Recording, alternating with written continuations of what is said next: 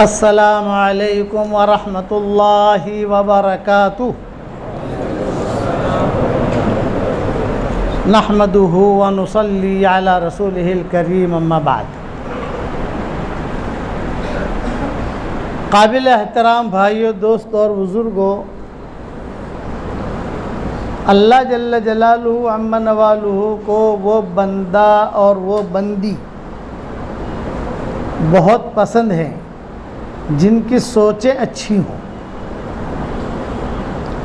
مضمون ہے تھوڑا گہرا، لیکن دھیان سے سنو گے تو انشاءاللہ بہت فائدہ ہوگا۔ جیسے ہمارے اعمال لکھے جاتے ہیں، وہاں فرشتے لکھتے ہیں نا، کرامن کاتبین یعلمون ما تفعلون، جو کچھ بھی ہم کرتے ہیں وہ لکھتے ہیں، اور حشر کے میدان میں سامنے آئے گا کہ کس نے کیا کیا۔ اسی طریقے پر ہماری سوچ بھی ریکارڈ ہو رہی ہے،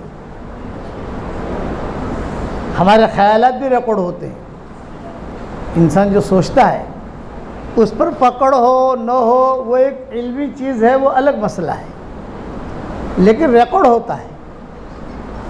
خدا کے یہاں کسی چیز کا ریکارڈ ہو جانا یہ بھی بہت بڑی چیز ہے کہ آپ نے یہ غلط کیوں سوچا۔ اس لیے ہماری سوچیں مثبت ہونی چاہیے، اور ہماری سوچیں بہت لمبی ہونی چاہیے۔ اس پر اللہ تعالیٰ پھر اچانک کے خیر کے فیصلے کرتا ہے سوچوں پر۔ سوچ اچھی ہے کہ میری سوچ یہ ہے کہ میں دن کا کام کروں، میں اس طریقے سے آگے بڑھوں، میں اس طریقے سے کروں، تو اللہ کی مدد اس کے ساتھ اس اعتبار سے آئے گی۔ اور اگر سوچ یہ ہے کہ میں ڈاکہ ڈالوں، میں زنا کروں، فلاں کو تکلیف پہنچاؤں، فلاں کی ہیرا پھیری والی سوچ، تو آدمی اللہ کی نگاہ سے محروم ہو جاتا ہے۔ سوچ اچھی ہونی چاہیے، اسی لیے کہتے ہیں کہ اچانک کا خیر جو ملتا ہے وہ اچھی سوچ پر ملتا ہے۔ حدیث شریف کی دعاؤں میں حضور صلی اللہ علیہ وسلم صبح شام ایک دعا پڑھا کرتے تھے، اللہم انی اسألک من فجاءۃ الخیر وَأَعُوذُ بِكَ مِن فُجَاءَةِ الشَّرِّ۔ اے اللہ، اچانک کا خیر مجھے عطا فرما، اور اچانک کے شر سے تو میری حفاظت فرما۔ یہ حدیث کی دعاؤں میں آتا ہے۔ صبح شام بہت اہتمام سے یہ دعا مانگتے تھے۔ تو علماء نے لکھا ہے اچانک کا خیر کسے ملے گا؟ جس کی سوچ اچھی ہوگی۔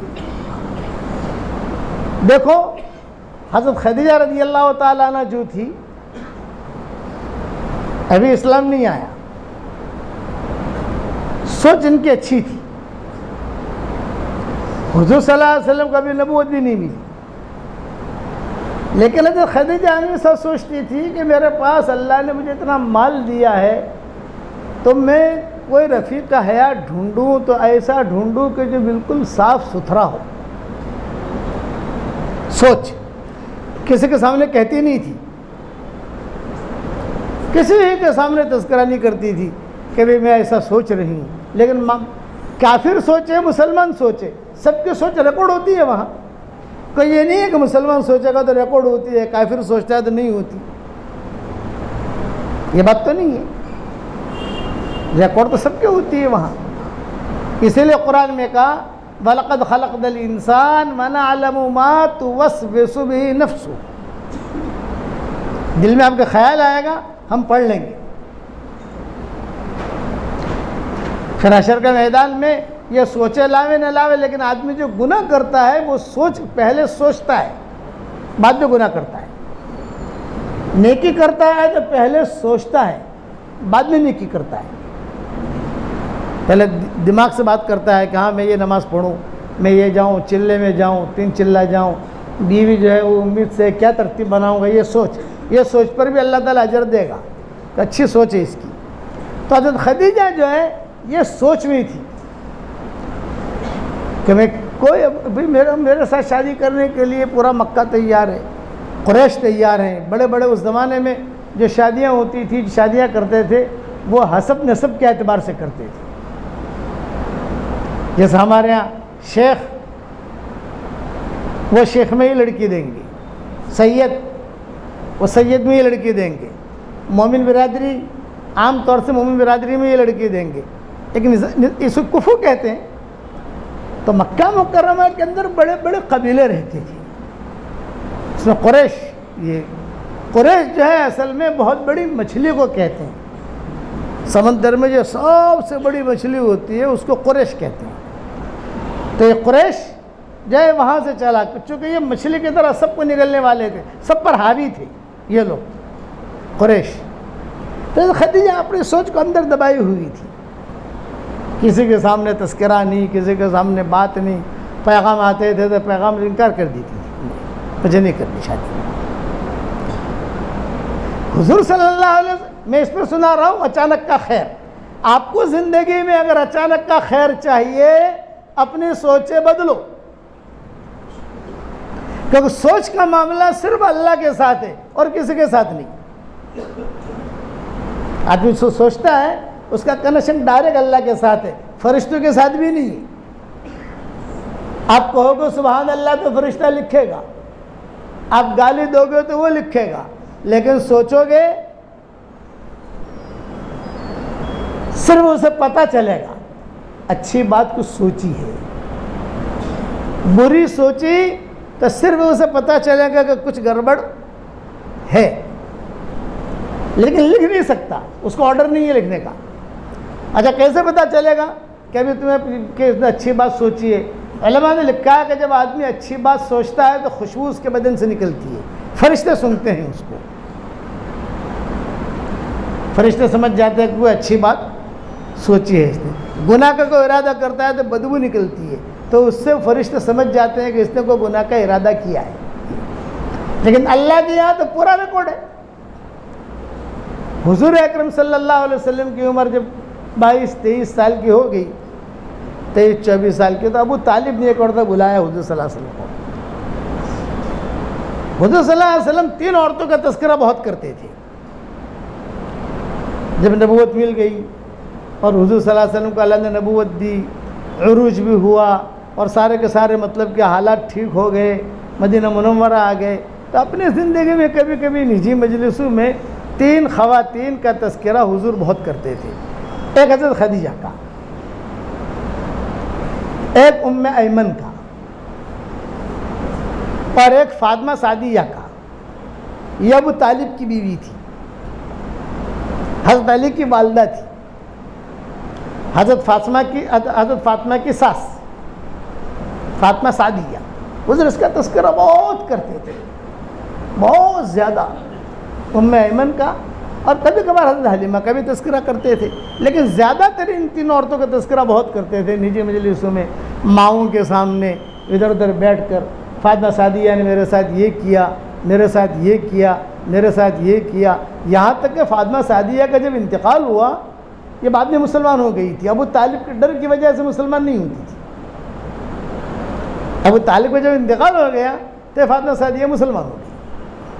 حضرت علی تو مسلمان ہو ہی گئے تھے، 4 بیٹے تھے ابو طالب کے، 2 مسلمان 2 غیر مسلم. تو فاطمہ سعدیہ کو جب پتہ چلا کہ ابو طالب کا تو انتقال ہو گیا، اب حالات بھی بدل گئے ہیں، ابو طالب تھوڑے سے وجیح آدمی تھے، جب ان کا انتقال ہو گیا تو فاطمہ سعدیہ مسلمان ہو گئی. یہ مسلمان ہوئی تو حضور کے ساتھ رہنا شروع کیا. اپنے وقت تبریز نے ہجرت بھی کی مدینہ منورہ کی. وہاں جا کر حضور صلی اللہ علیہ وسلم ان کا اتنا خیال کرتے تھے کہ ماؤں کو کہتے تھے آج کی رات فاطمہ سعدیہ کے وہاں گزاروں گا. حضرت کیوں؟ تو میرا بچپن یاد آتا ہے، بچپن میں اس عورت نے جتنی میری خدمت کی ہے اتنی کسی نے نہیں کی. حضور روتے تھے کہ بچپن میں میری عمر 8 سال کی تھی اور عبد المطلب کا انتقال ہو گیا، اور ابو طالب جو ہے وہ مجھے، عبد المطلب کا انتقال ہو گیا. آپ صلی اللہ علیہ وسلم خود فرماتے تھے کہ انی کنت ابن 8، میری عمر 8 سال کی تھی اور میرے دادا کا انتقال ہو گیا تھا. حرم شریف سے جنازہ اٹھا تو پیچھے میں روتا ہوا جا رہا تھا اور یہ کہہ رہا تھا میرا باپ بھی نہیں، میری ماں بھی نہیں، میرا دادا بھی نہیں. اپنا قصہ سناتے تھے.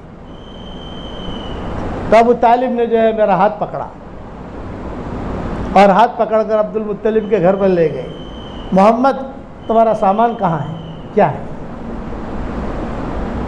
آپ نے فرمایا یہ ہے میرا بستر، یہ میری ایٹی چیز، سمجھانے کے لیے کہہ رہا ہوں، میرا جھولا، یہ میرا بستر، یہ میری چیزیں، کچھ ابو طالب نے اٹھائی، کچھ جو ہے حضور نے خود نے اٹھائی. جیسے 8 سال کا بچہ جو ہے وہ کچھ نہ کچھ تو کام کر لیتا ہے، دوڑ لیتا ہے، بھاگ لیتا ہے، یہ لاؤ وہ لاؤ وہ لاؤ، اندازہ تھوڑا سا کام کر لیتا ہے، یہ اٹھائے.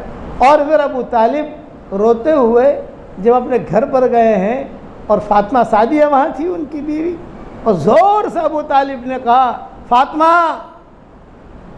ایک مہمان لایا ہوں. وہ کھانا پکا رہی تھی، زیادہ دھیان نہیں دیا فاطمہ سعدیہ نے. فرمایا فاطمہ ایک مہمان لایا ہوں، بہت مبارک مہمان ہے. فاطمہ سعدیہ نے کہا کون ہے؟ یہ کہا دیکھو تو صحیح اس طرف. تو دیکھا تو حضور تھے. تو فاطمہ سعدیہ، حضور خود کہتے تھے فاطمہ سعدیہ نے مجھے سینے سے لگا لیا، یہ مہمان نہیں ہے، یہ گھر کا مالک ہے، یہ گھر کا مالک ہے. تو حضور کہتے تھے اس عورت نے میرے کپڑے بدلے، اس عورت نے میرے آنکھوں میں کاجل لگایا، اس عورت نے مجھے نہلایا اور میرا خیال رکھا. اچھا کھانا آتا تھا تو بچوں ان کے خود جو بچے ہوتے تھے ان کے ذاتی، ان کے لیے کھانے کا کوئی فکر نہیں کرتی تھی. وہ یہ اچھا کھانا یہ محمد کھائے گا، اس لیے اب میں جو ہے ایک رات وہاں گزاروں گا. چنانچہ حضور ان کے پاس جا کے رات گزارتے تھے اور دونوں کو دونوں بچپن کی باتیں کرتے تھے. یہ تو بڑے ہو گئی تھی فاطمہ سعدیہ، بچپن کی باتیں کرتے. یہاں تک کہ فاطمہ سعدیہ کا انتقال ہوا تو حضور صلی اللہ علیہ وسلم نے خالد ابن ولید اور حضرت عمر سے کہا بھی قبر کھودو، لیکن قبر جو ہے تھوڑی چوڑی کھودنا، 2 آدمی سو سکیں، ایک آدمی سو اتنا نہیں، 2 آدمی سو سکیں ایسے قبر کھودنا. صحابہ حضور کا حکم تھا تو خود ہی صحابہ نے کہ حضور صلی اللہ علیہ وسلم خود دیکھنے آئے کہ 2 آدمی سو سکیں ایسے قبر کھودنا. صحابہ کو تعجب ہوا بھی ایک قبر کے اندر تو ایک آدمی دفن ہوتا ہے اور ایک آدمی کے لیے قبر بنتی ہے جو اندازہ ہے لوگوں کا. تو آپ نے فرمایا نہیں اس نے 200 ایسی قبر کھودنا. کسی نے پوچھا نہیں، لیکن بعد میں جب قبر کھودنے لگی مدینہ منورہ میں اعلان ہوا فاطمہ سعدیہ کا انتقال ہو گیا. فاطمہ اسدیہ تھی یا فاطمہ سعدیہ تھی، دونوں میں سے کوئی نام ہے، لیکن فاطمہ نام تو پکا ہے، یا تو فاطمہ اسدیہ یا فاطمہ سعدیہ، ابو طالب کی بیوی، حضرت علی کی والدہ. حضور نے فرمایا کہ نہیں ڈبل قبر کھودنا، ڈبل قبر کھودنا، 2 آدمی سوئے ایسا. پھر حضور صلی اللہ علیہ وسلم نے اپنا کرتا بھی دیا، یہ کہا بھی اس کو کفن کے اندر پہنا دینا. جب جنازہ رکھا جانے لگا تو صحابہ نے کہا کہ حضرت یہ آپ نے ڈبل قبر کیوں کھودوائی؟ یہ فرمایا میں بھی سوؤں گا. حدیثوں میں آتا ہے کہ میں بھی سوؤں گا. کہ کیوں؟ اس لیے کہ اس نے مجھے بچپن میں بہت پیار دیا ہے. ایک ہی عورت ہے، حدیثوں میں آتا ہے کہ حضور صلی اللہ علیہ وسلم خود اترے خود سوئے اور فرمایا میں نے میرا کرتا اس لیے دیا تاکہ جو ہے اللہ تعالیٰ اس کو سندس کا یعنی جنت کا کپڑا پہنا ہے، اور میں اس لیے سویا تاکہ قبر کے عذاب سے اللہ اس کی حفاظت کرے. یہ حضور نے فرمایا. بہت تذکرہ کرتے تھے حضور صلی اللہ علیہ وسلم. حضرت خدیجہ کے بہت تذکرہ کرتے تھے. میں اچانک کا خیر کی بات کر رہا ہوں، یہ تو قصہ نکل آیا حضرت فاطمہ اسدیہ کا. تو جب انتقال ہوا تو حضور بہت روئے.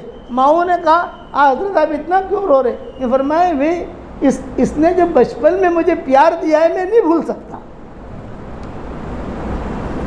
بچوں کو بعد میں کھلاتی تھی، جو ان کے پیٹ کے بچے تھے پہلے مجھے کھلاتی تھی. دودھ آ جاتا کہیں سے تو دودھ اگر کم ہوتا تو بچے کہتے، جیسے عقیل ہے، علی ہے، اس طرح دوسرے جو 4 بیٹے تھے ان کے، وہ کہتے اماں دودھ ہاتھ مت لگانا، یہ محمد کے لیے.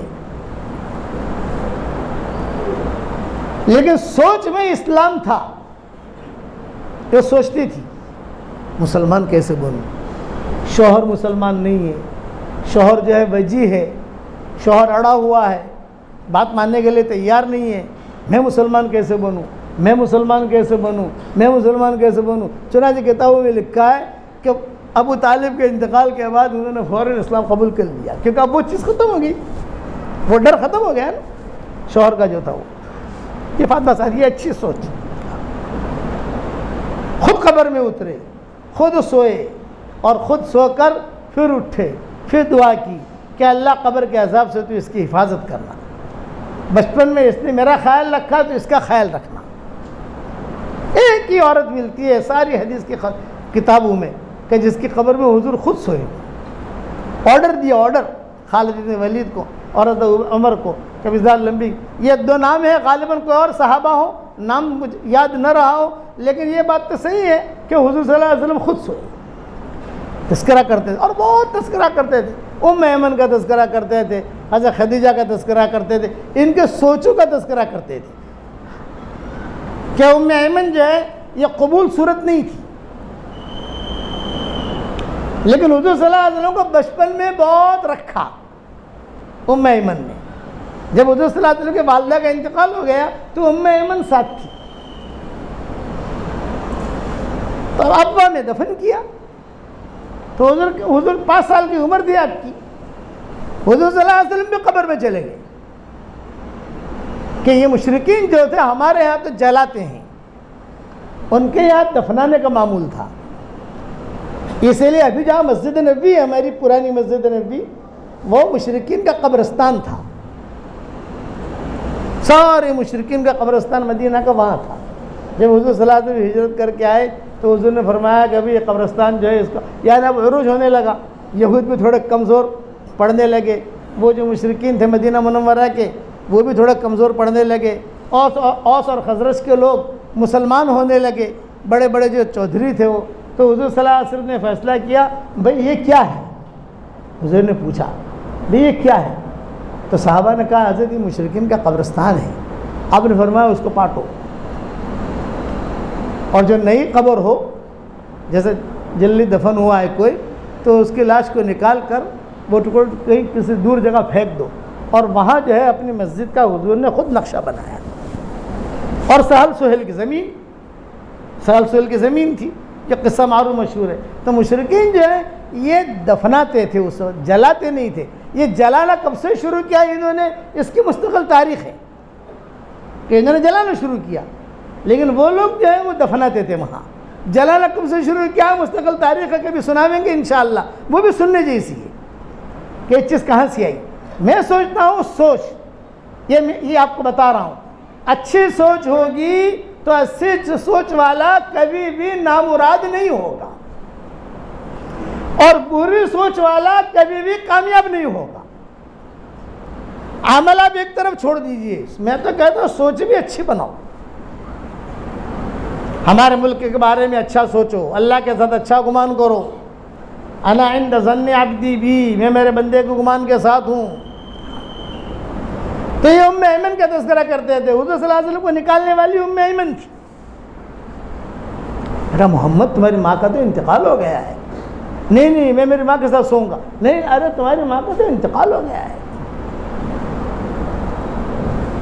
پورے سفر میں حضور یاد کرتے رہے ماں کو، کتابوں میں لکھا ہے جب قبر دفن کر کے روانہ ہونے لگے تو حضور صلی اللہ علیہ وسلم مڑ مڑ کے دیکھتے تھے، مڑ مڑ کے،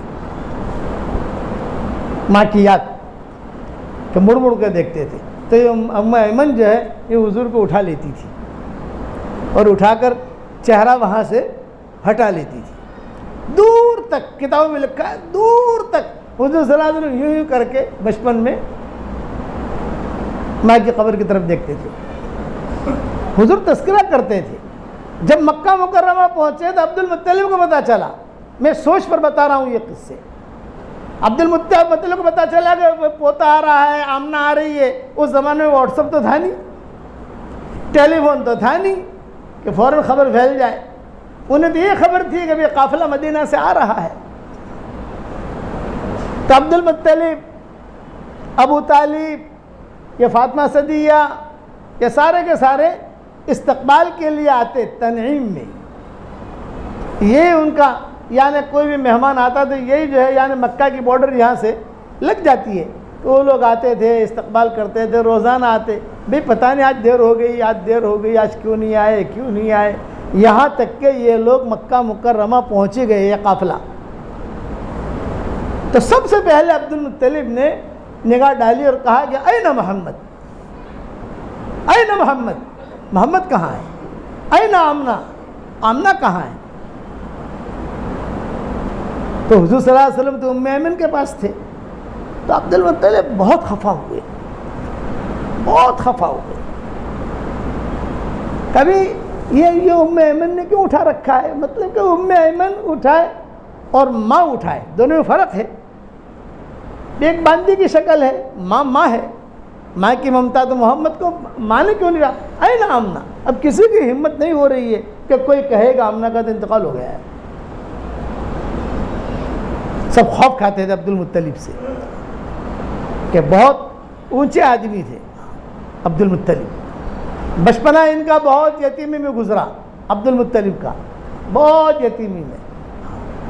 ان کی ماں کا نام تھا سلمہ. یہ سلمہ کا مستقل قصہ ہے. ہاشم سلمہ یہ وہاں سے چلا ہے، حضور صلی اللہ علیہ وسلم کی نسل ویسے اوپر سے چلی ہے، لیکن سلمہ اصل ہے. جہاں آج کل باب السلام ہے وہاں سلمہ کا مکان ہوتا تھا، جہاں آج کل باب السلام ہے. اور جہاں آج کل باب البقی ہے وہاں ابو ایوب انصاری کا مکان ہوتا تھا. اتنا فرق ہے. یہاں ننیال تھی حضور صلی اللہ علیہ وسلم کی، سلمہ وہاں رہتی تھی، اور سلمہ کا نکاح ہاشم کے ساتھ ہوا، اور پھر ہاشم کا انتقال ہو گیا.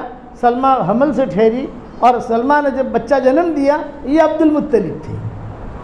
جب پیدا ہوئے ان کے سر میں سفید بال تھا، تو لوگوں نے کہنا شروع کر دیا شیبہ شیبہ شیبہ شیبہ شیبہ، جا شیبہ جا شیبہ.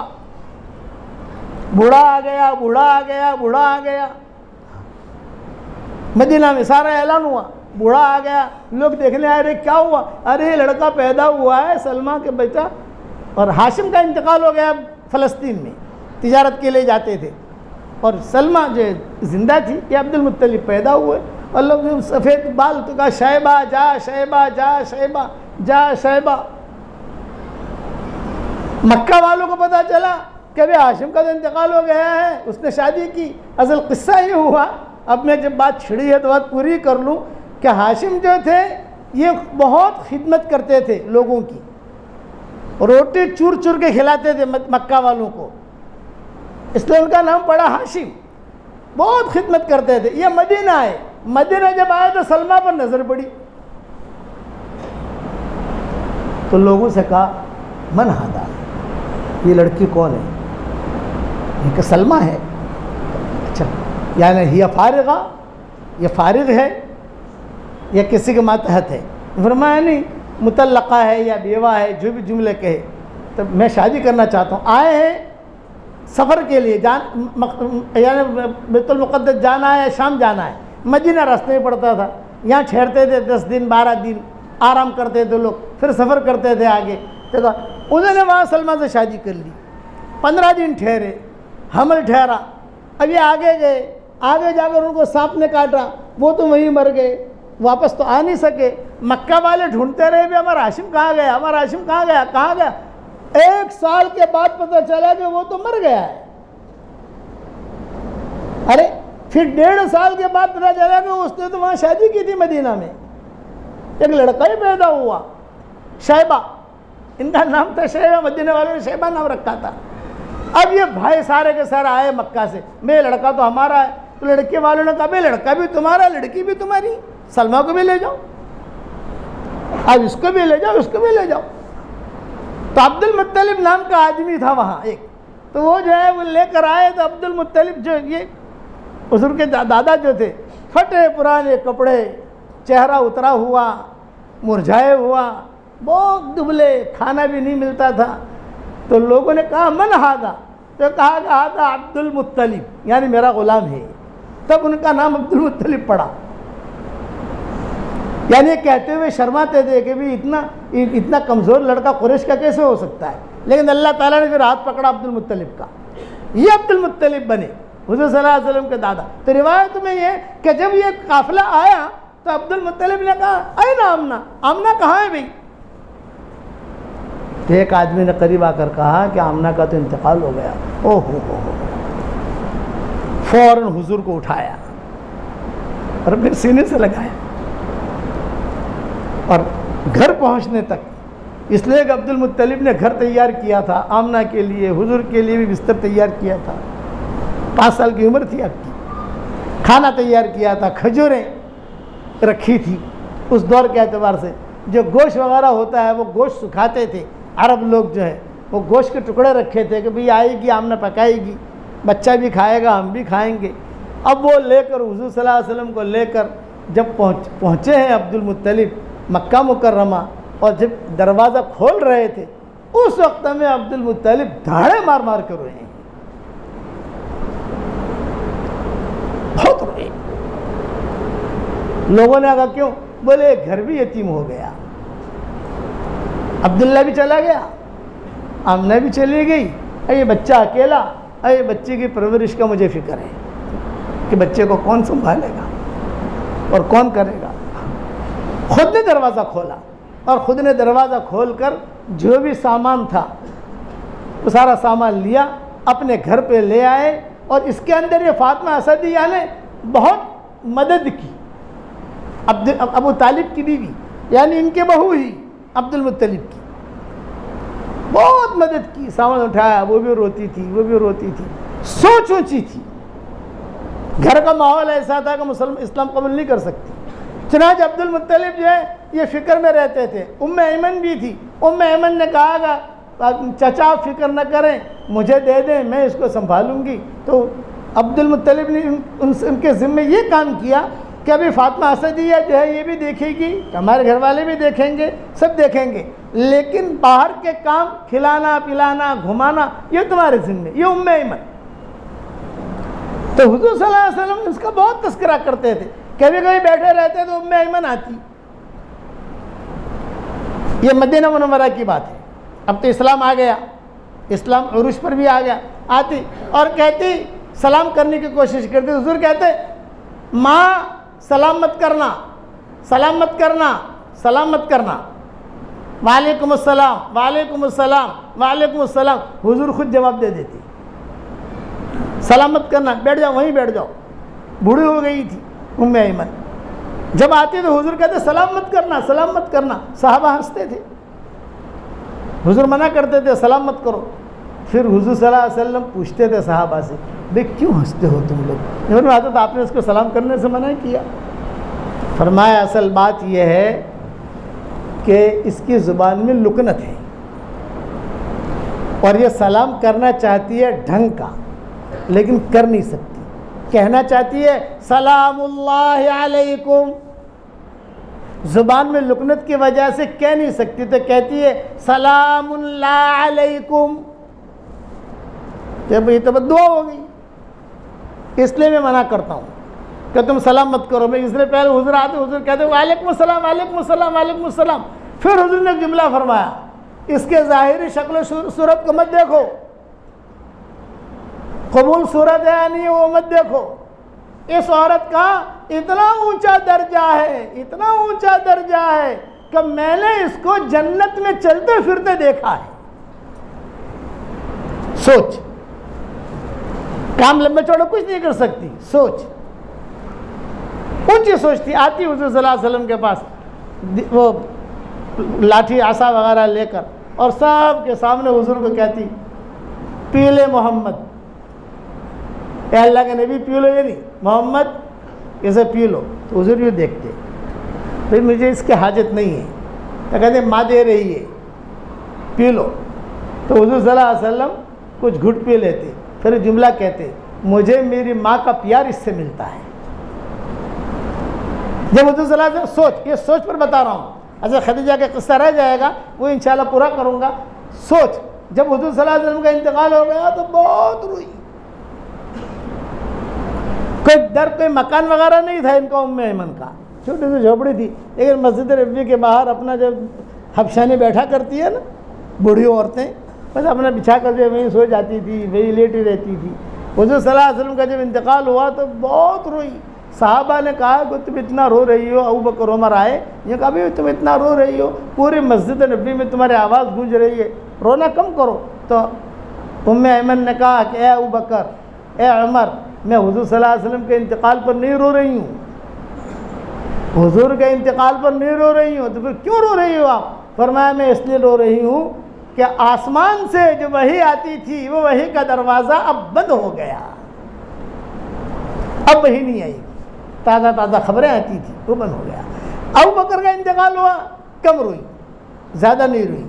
عمر کا انتقال ہوا، بہت روئی، جو حضور کے زمانے میں روئی تھی ایسے روئی۔ لوگوں نے کہا کہ اب کیوں رو رہی؟ یہ کہا عمر کے انتقال پر نہیں رو رہی ہوں، میں اس لیے رو رہی ہوں کہ عمر کے جانے سے ہمارا اسلام کمزور ہو گیا۔ یہ تھا تو تھوڑا ہم قوی تھے، بے خوف تھے، یہ گیا اب ہمیں خوف لگے گا، اب ہم لوگ کمزور ہو گئے۔ سوچ، یہ ام ایمن کی سوچ، یہی سوچ تھی حضرت خدیجہ کی۔ حضرت خدیجہ ہمیشہ سوچتی تھی کہ میں کچھ کروں، کیا کروں، کسی سے تذکرہ نہیں کرتی تھی۔ ان کی خادمہ تھی، خادمہ کا کیا مطلب، ان کی سیکرٹری تھی نفیسہ، اس کا نام تھا نفیسہ۔ تو کبھی کبھار تنہائی میں نفیسہ سے کچھ جملے کہہ دیتی تھی حضرت خدیجہ، میں ایسا سوچ رہی ہوں لیکن کوئی چیز سمجھ میں نہیں آ رہی ہے، دل ٹھک نہیں رہا ہے۔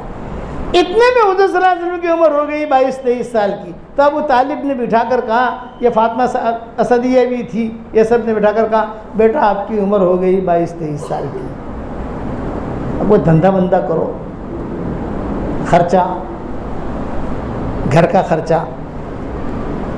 تو آپ نے فرمایا میں کیا کروں، یا تو مکہ والوں کے بکریاں چراؤں۔ آپ نے مکہ والوں کی بکریاں چرائی چند قیرات پر۔ عبداللہ ابن جدعان کے مکان میں اس کے آنگن میں آ کر حضور بیٹھ جاتے تھے جب تھکتے تھے، تو جب تھک جاتے تھے تو حضور صلی اللہ علیہ وسلم وہاں کے بیٹھتے تھے۔ جب حضرت عائشہ سے نکاح ہوا مدینہ منورہ میں، حضرت عائشہ نے پوچھا عبداللہ ابن جدعان کو آپ پہچانتے ہیں؟ یہ حضرت عائشہ کے خاص لوگوں میں تھا، قریبی رشتہ داروں میں تھا۔ تو آپ نے فرمایا میں اس کو پہچانتا ہوں، اور میں اس کے آنگن جب میں بہت تھک جاتا تھا بکریاں چراتے تو اس کے مکان کے سائے میں جا کے بیٹھ جاتا تھا اکیلا، اور سوچتا رہتا تھا کوئی مجھے پانی پلا دے۔ تو اس کی باندھی نکلتی تھی عبداللہ ابن جدعان کی، وہ مجھے پانی پلاتی تھی، مجھے یاد ہے۔ فرمایا کہ حضرت وہ کہاں ہے؟ فرمایا ہوا فی النار، وہ جہنم میں ہے، اس لیے اس نے اسلام قبول نہیں کیا۔ لیکن میں جب کبھی کبھار یہ قصے پرانے حضور جو ہے وہ حضرت عائشہ چھیڑتی تھی۔ چھیڑنے کا کیا مطلب، یعنی کہتی تھی حضرت وہ قصہ یاد ہے آپ کو، حضرت وہ یاد ہے۔ حضرت خدیجہ چھیڑتی نہیں تھی۔ 3 عورتوں کا ایک مزاج تھا۔ حضرت سودا، ان کے مزاج میں ظرافت تھی، ظرافت کا مطلب ہنسانا، وہ چٹکلے کہہ کر حضور کو بہت ہنساتی تھی۔ حضرت عائشہ، ان کے مزاج میں حضور سے بہت لینا، حدیثیں لینا، یہ لینا۔ اور حضرت سودا کا مزاج بھی ہے، اور حضرت خدیجہ یہ خاموش مزاج، معمر عورت تھی، وہ سمجھ گئی تھی کہ یہ کون ہے۔ ہمارے والد صاحب رحمۃ اللہ علیہ ایک بات فرمایا کرتے تھے کہ اگر آدمی کے سوچ میں خیر ہے تو اللہ اس کی پیشانی میں بھی خیر رکھے گا، اور جہاں جائے گا اللہ خیر کے ساتھ ہی لے جائے گا اس کو، اللہ محروم نہیں کرے گا۔ اب آخر میں ابو طالب نے کہا کہ ایک کام کرو، خدیجہ جو ہے سب کو پیسہ دیتی ہے، تم بھی جا کر پیسہ لو، دھندا کرو۔ آپ نے فرمایا مجھے دھندا کرنا تو آتا نہیں ہے، یہ کہا تم جاؤ تو سیکھ جاؤ گے، پیسہ لو۔ چنانچہ آپ آئے۔ اس زمانے میں حضرت خدیجہ ایک درخت کے نیچے بیٹھتی تھی، اور داہنی طرف جو ہے نفیسہ کھڑی رہتی تھی، سیکرٹری تھی۔ پوٹلے پڑے رہتے تھے درہم کے، دینار کے، تھیلیاں 100 دینار کی ہے، 200 دینار کی ہے، 300 دینار کی ہے۔ کسی سے معاملہ کر کے جو بھی لکھت پڑھت ہوتی تھی اس دور کے اعتبار سے جو بھی ہوتا تھا معاملہ کر کے پیسہ دے دیتی تھی، بھائی اتنا میرا اتنا تمہارا۔ اتنے میں خدیجہ نے دیکھا کہ ایک لڑکا کھڑا ہے، دیکھو خیر کیسے چلتی ہے۔ ارے نفیسہ وہ کون ہے، ذرا بلاؤ۔ کہا کون؟ لائن تو بہت لمبی ہے، انٹرویو کی لائن ہوتی تھی بہت۔ وہ لڑکا جو اخیر میں کھڑا ہے۔ بعض کتابوں میں یہ لکھا ہے کہ جو حضور آگے بڑھتے تھے یہ درخت بھی آگے بڑھتا تھا۔ یہ منظر دیکھ رہے تھے سب، کہ دیکھ ابھی تھوڑا آگے بڑھے گا تو درخت بھی آگے بڑھے گا، دیکھ وہ بھی آگے بڑھے گا. وہ لڑکا اسے بلاؤ یہاں. نفیسہ گئی، نفیسہ نے کہا کہ آپا بلا رہی ہیں آپ کو. وہ تو تشریف لے آئے، بٹھا دیا. آپ کون ہو؟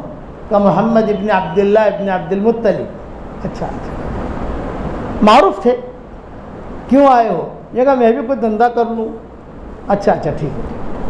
سارا مسئلہ حل کیا، سب کو دے دیا. گھر میں آپ کیا دھندا کرو گے؟ گھر میں جو بھی طے ہوگا. چنانچہ خدیجہ نے پیسے بھی دے دیے، اپنے غلام کو بھی ساتھ کر لیا، اور وہ غلام سے کہہ دیا خیریں، اچھی سوچ پر اچھی خیریں وجود میں آتی ہیں، اور بری سوچ پر بری چیزیں وجود میں آتی ہیں. اچھی سوچ ہوگی، اچھی سوچیں وہ گھر میں بھی اچھی سوچ کرو گے آپ، اچھی چیزیں وجود میں آئے گی، اور اگر برا سوچو گے تو بری چیزیں وجود میں آئے گی. اور غلام سے کہہ دیا دیکھو یہ لڑکا ہے، لیکن اس سے پہلے میں تحقیق کرتی ہوں.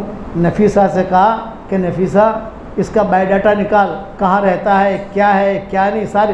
خدیجہ کہتی تھی جب پہلی مرتبہ میری نگاہ پڑی میرے دل میں حضور اتر گئے. حالانکہ کوئی معاملہ نہیں، قریش یہ بھی ہے، قریش یہ بھی ہے، بھائی مومن بہت ہے، لیکن کون سا خاندان والا کہاں ہے وہ کوئی جانتا نہیں، ہر آدمی اپنے اپنے گھر میں. اس کا بایو ڈاٹا نکال، یہ لڑکا کون ہے، کیا نہیں. علماء نے لکھا ہے کہ بہت مختصر مدت وقت میں یہ نفیسہ سارا بایو ڈاٹا لے کر آ گئی. عورتوں کی تو عادت ہوتی ہے نا، کسی کے بارے میں تحقیق کرنی ہو تو دو عورتوں کو کیا دو آپ، وہ آپ کے گھنٹے میں جواب دے دے گی واٹس ایپ پر. ہاں یہ ہے، یہ فلاں جگہ شادی ہوئی تھی، فلاں جگہ سے رشتہ ٹوٹا، اس نے یہ کیا تھا، اس نے یہ کیا تھا، یہ بھاگ گیا تھا، یہ لڑکی بھگا کے لے گیا تھا، پھر یہ ہوا، سارا بیان کر دی. نفیسہ نے آ کر سارا کہہ دیا. تو حضرت خدیجہ نے کیا جملہ کہا؟ خیر ہی خیر.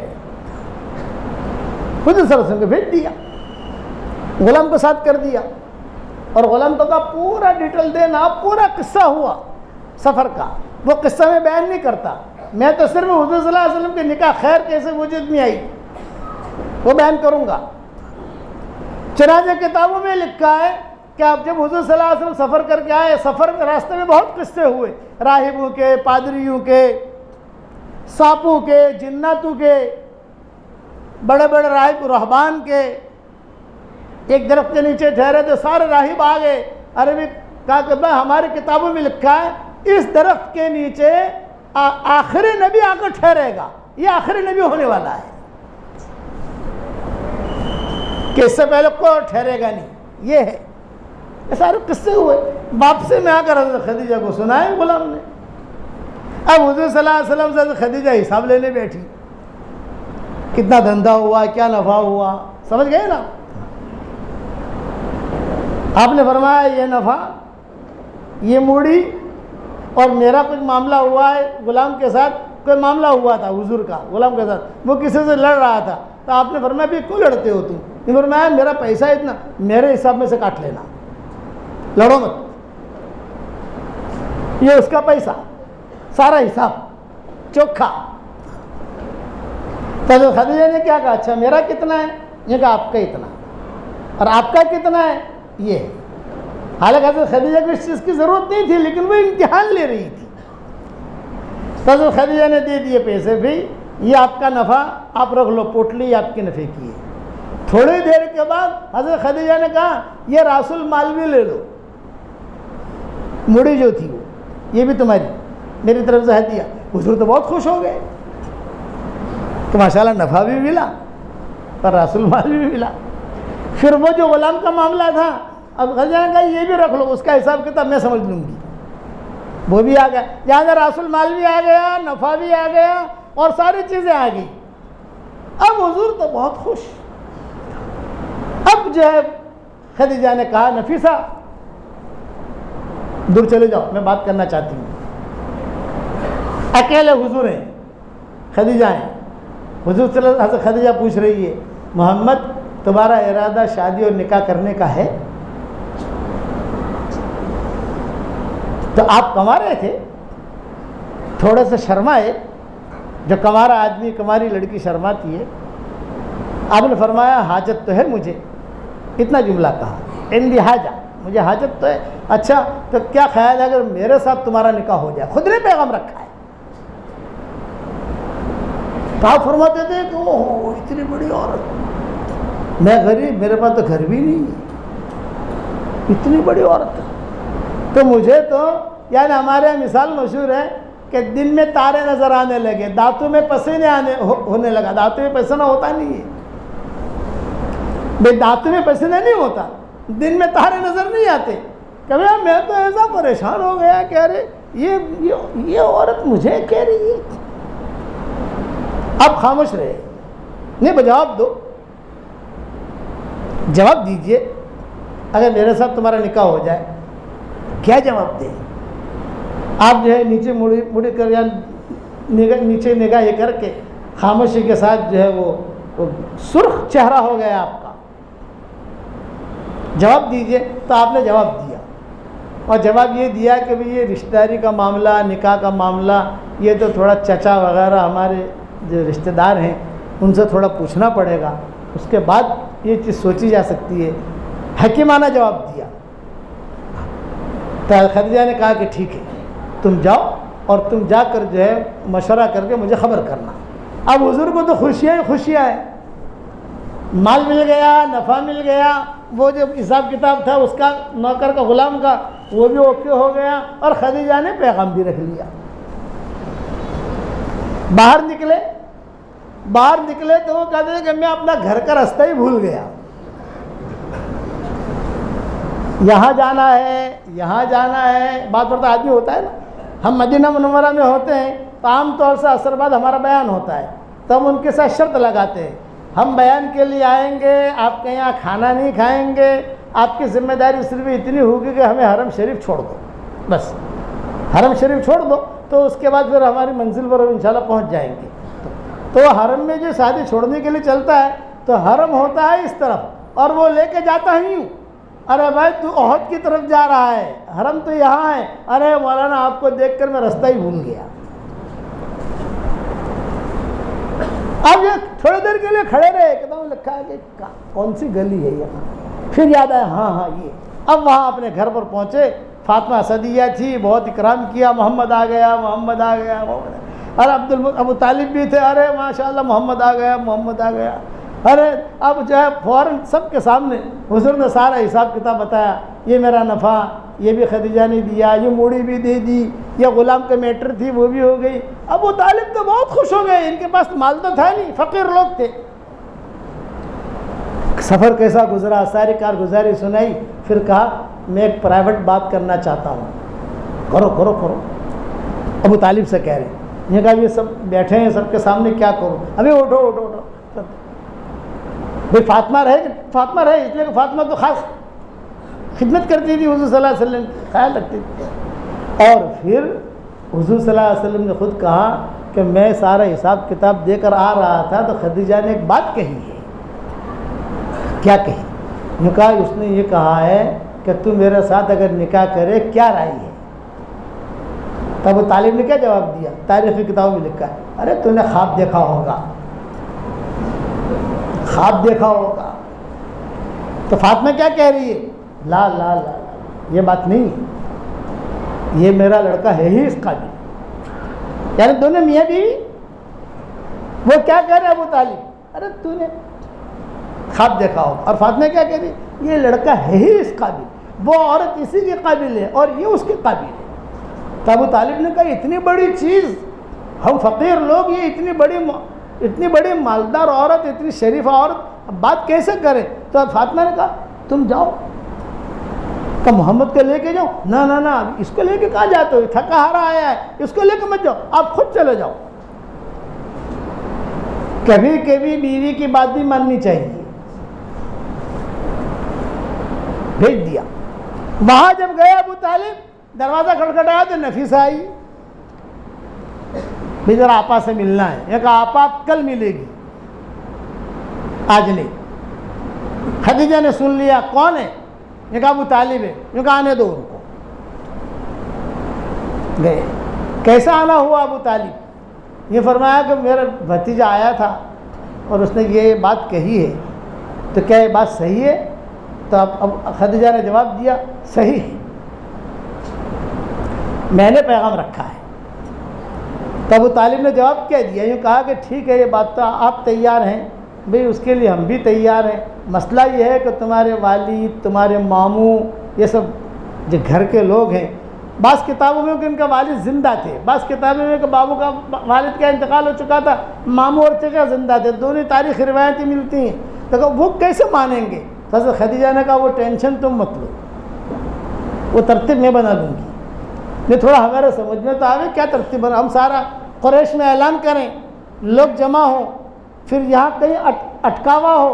تو حضرت خدیجہ نے کہا میرے والد کے ساتھ میرا معاملہ یہ ہے، روزانہ سورج غروب ہونے کے بعد 1 بوتل شراب کی پلاتی ہوں،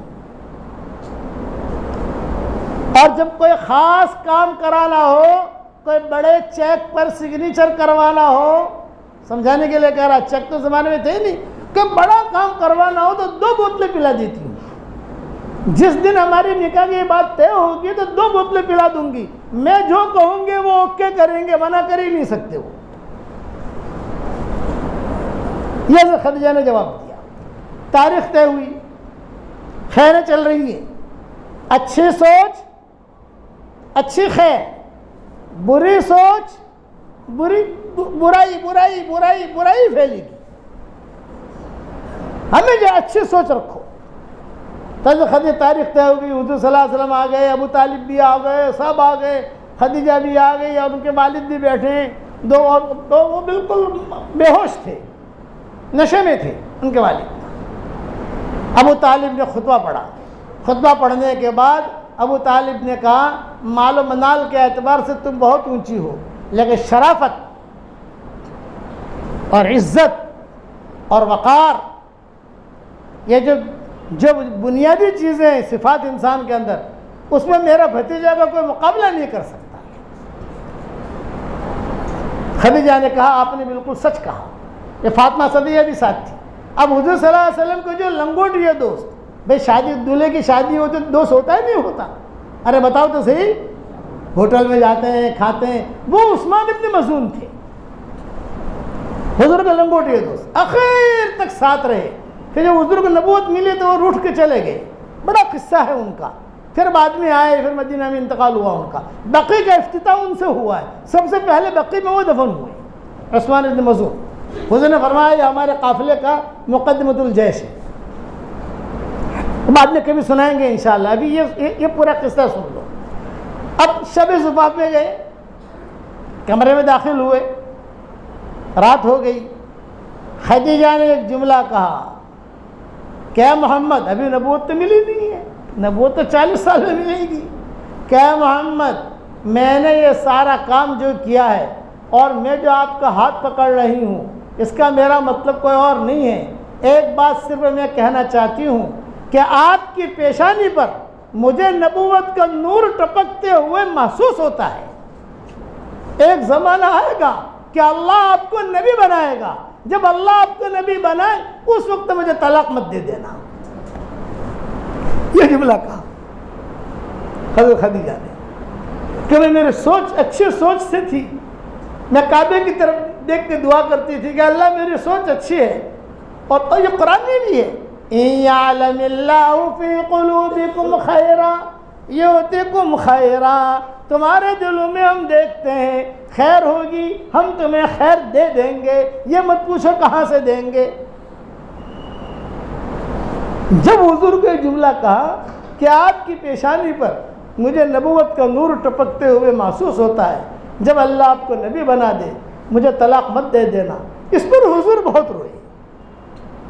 شب زفاف میں کوئی روتا نہیں ہے، لیکن حضور بہت روئے، اور یہ فرمایا میں اتنا بے غیرت آدمی نہیں ہوں کہ میں تمہیں چھوڑ دوں۔ تو حضور یہ تذکرے کرتے تھے اور یہ کہتے تھے خدیجہ نے میرا ساتھ دیا، یہاں تک کہ خدیجہ کا انتقال کا وقت جب قریب آیا تو حضور صلی اللہ علیہ وسلم خود قریب بیٹھے ہوئے تھے اور خدیجہ کا ہاتھ پکڑے ہوئے تھے۔ جبریل آئے، جبریل نے آ کر کہا اللہ نے خدیجہ کو سلام کہا ہے، اور اگر حضرت آپ کو برا نہ لگے تو میرا بھی سلام کہہ دینا، یہ جملہ کہا۔ اور اللہ نے یہ بھی کہا ہے کہ جنت میں 3 محل تیار کیے ہیں، ایک مریم کا، ایک آسیہ کا اور ایک خدیجہ کا، اور 3 محل میں رہے گی، یہ جبریل کہہ رہے ہیں۔ تو حضور صلی اللہ علیہ وسلم نے کہا اللہ کا سلام آیا ہے خدیجہ، یہ سوئی ہوئی تھی، اب جان نکلے، اب جان نکلے، اب جان نکلے۔ تو حضور نے کہا خدیجہ اللہ نے سلام کہا ہے؟ ہاں، کیا فرمایا حضرت، کیا فرمایا؟ کہ اللہ کا سلام آیا ہے۔ اچھا اللہ کا سلام آیا، تو آنکھیں کھل گئی، خوش ہو گئی۔ اور نے کہا جبریل بھی سلام کہہ رہے ہیں۔ اچھا علیہ وعلیکم السلام، اللہ تعالیٰ اس کو بھی خیر کا معاملہ فرمائے۔ موت کا وقت قریب تھا، پھر کہا تم جا رہی ہو تو اپنی دونوں سوکنوں کو میرا سلام کہنا۔ جب حضرت خدیجہ نے سوکن کا نام سنا نا آنکھیں کھل گئی۔ ہاں حضرت حل تزوجت قبلی یا رسول اللہ، کیا آپ نے میرے سے پہلے کسی سے نکاح کیا ہے؟ میں تو سمجھ رہی تھی پہلے بھی میں ہوں، اب کیا کہہ رہے ہیں حل تزوجت قبلی یا رسول اللہ۔ سوکن، کن کس کو کہتے ہیں معلوم ہے؟ اب میں کیا سمجھاؤں یار مومنوں کو، مجھے بھی نہیں آتا، میں بھی مومن ہوں۔ یہ آپ نے دیکھا ہوگا رستے میں کبھی کبھی وہ لوگ کچھ لوہے کا کام کرنے والے کچھ لوہے کا کام کرتے ہیں، پھر آنکھوں میں کچھ لگا کر جو ہے وہ کرتے ہیں، چنگاریاں اڑتی رہتی ہیں۔ ہمارے والد صاحب رحمۃ اللہ علیہ جب بھی ہم سفر میں ہوتے تھے تو جاتے تھے تو کہتے کہ دیکھو بیٹا وہ کام کر رہا ہے، آنکھ یوں کر لو۔ یہ کن جو ہے نا بڑی خطرناک ہوتی ہے، اگر معمولی سے کن لگ گئی نا تو بالکل آنکھ ضائع کر دیتی ہے۔ یہ ابا کہتے تھے ہم کو، ہمیں اس وقت کو سمجھ میں نہیں آتا تھا، تو اس کن کو کن کہتے ہیں۔ تو جو دوسری بیوی ہوتی ہے وہ 100 کن، 100 کنوں کے برابر ہوتی ہے وہ۔ اس پر حضور نے حضرت خدیجہ نے کہا حل تزوجت قبلی یا رسول اللہ، حل تزوجت قبلی یا رسول اللہ۔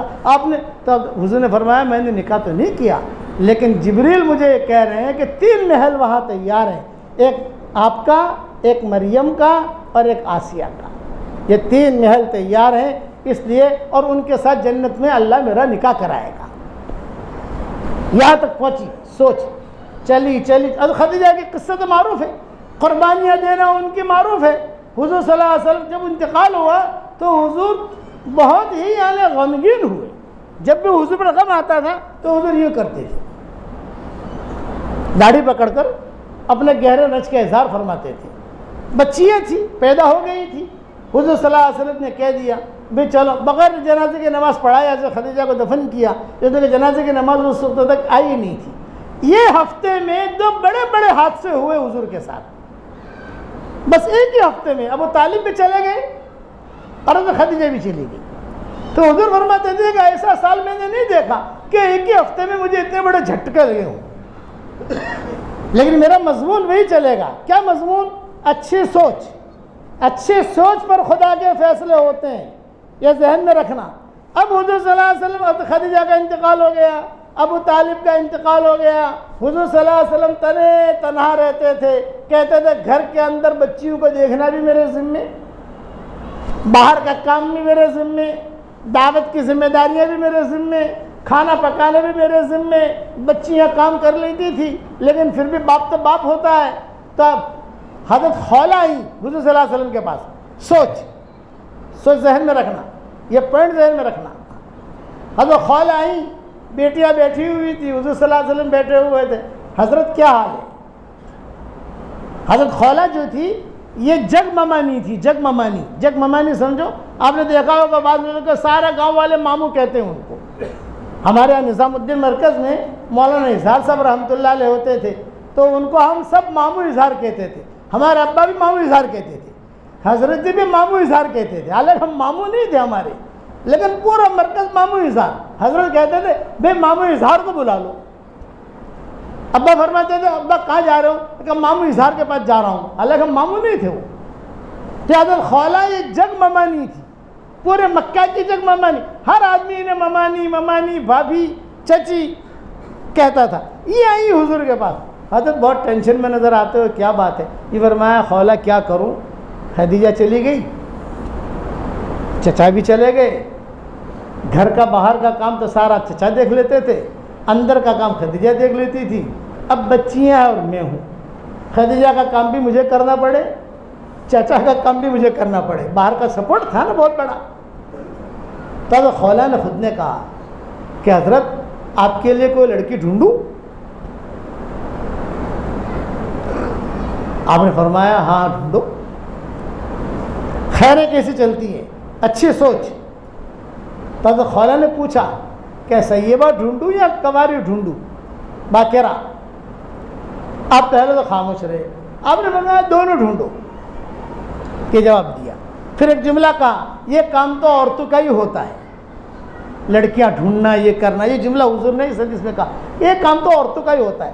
حضرت خولہ کہتی ہے میں باہر نکلی تو سودا کھڑی تھی. السلام علیکم سودا، السلام علیکم سودا. بہت خوشخبری لے کر آئی ہوں. حضرت سودا کہتی تھی میں بھی سوچ رہی تھی کہ کوئی اللہ مجھے اچھا دے. تو جاتی حضرت خولہ نے کہا پیغام لائی ہوں. کون کون کون؟ یہ کہا حضور صلی اللہ علیہ وسلم. ارے بہت اچھا، اللہ نے میری دعا قبول کی، اللہ نے میری دعا قبول کی، اللہ نے میری دعا قبول کی. میں سوچتی تھی کوئی اچھا ملے. بہت اچھا. یہ میرے ابا سامنے بیٹھے ہیں، ان کا میرے ابا سے جا کر بات کرو.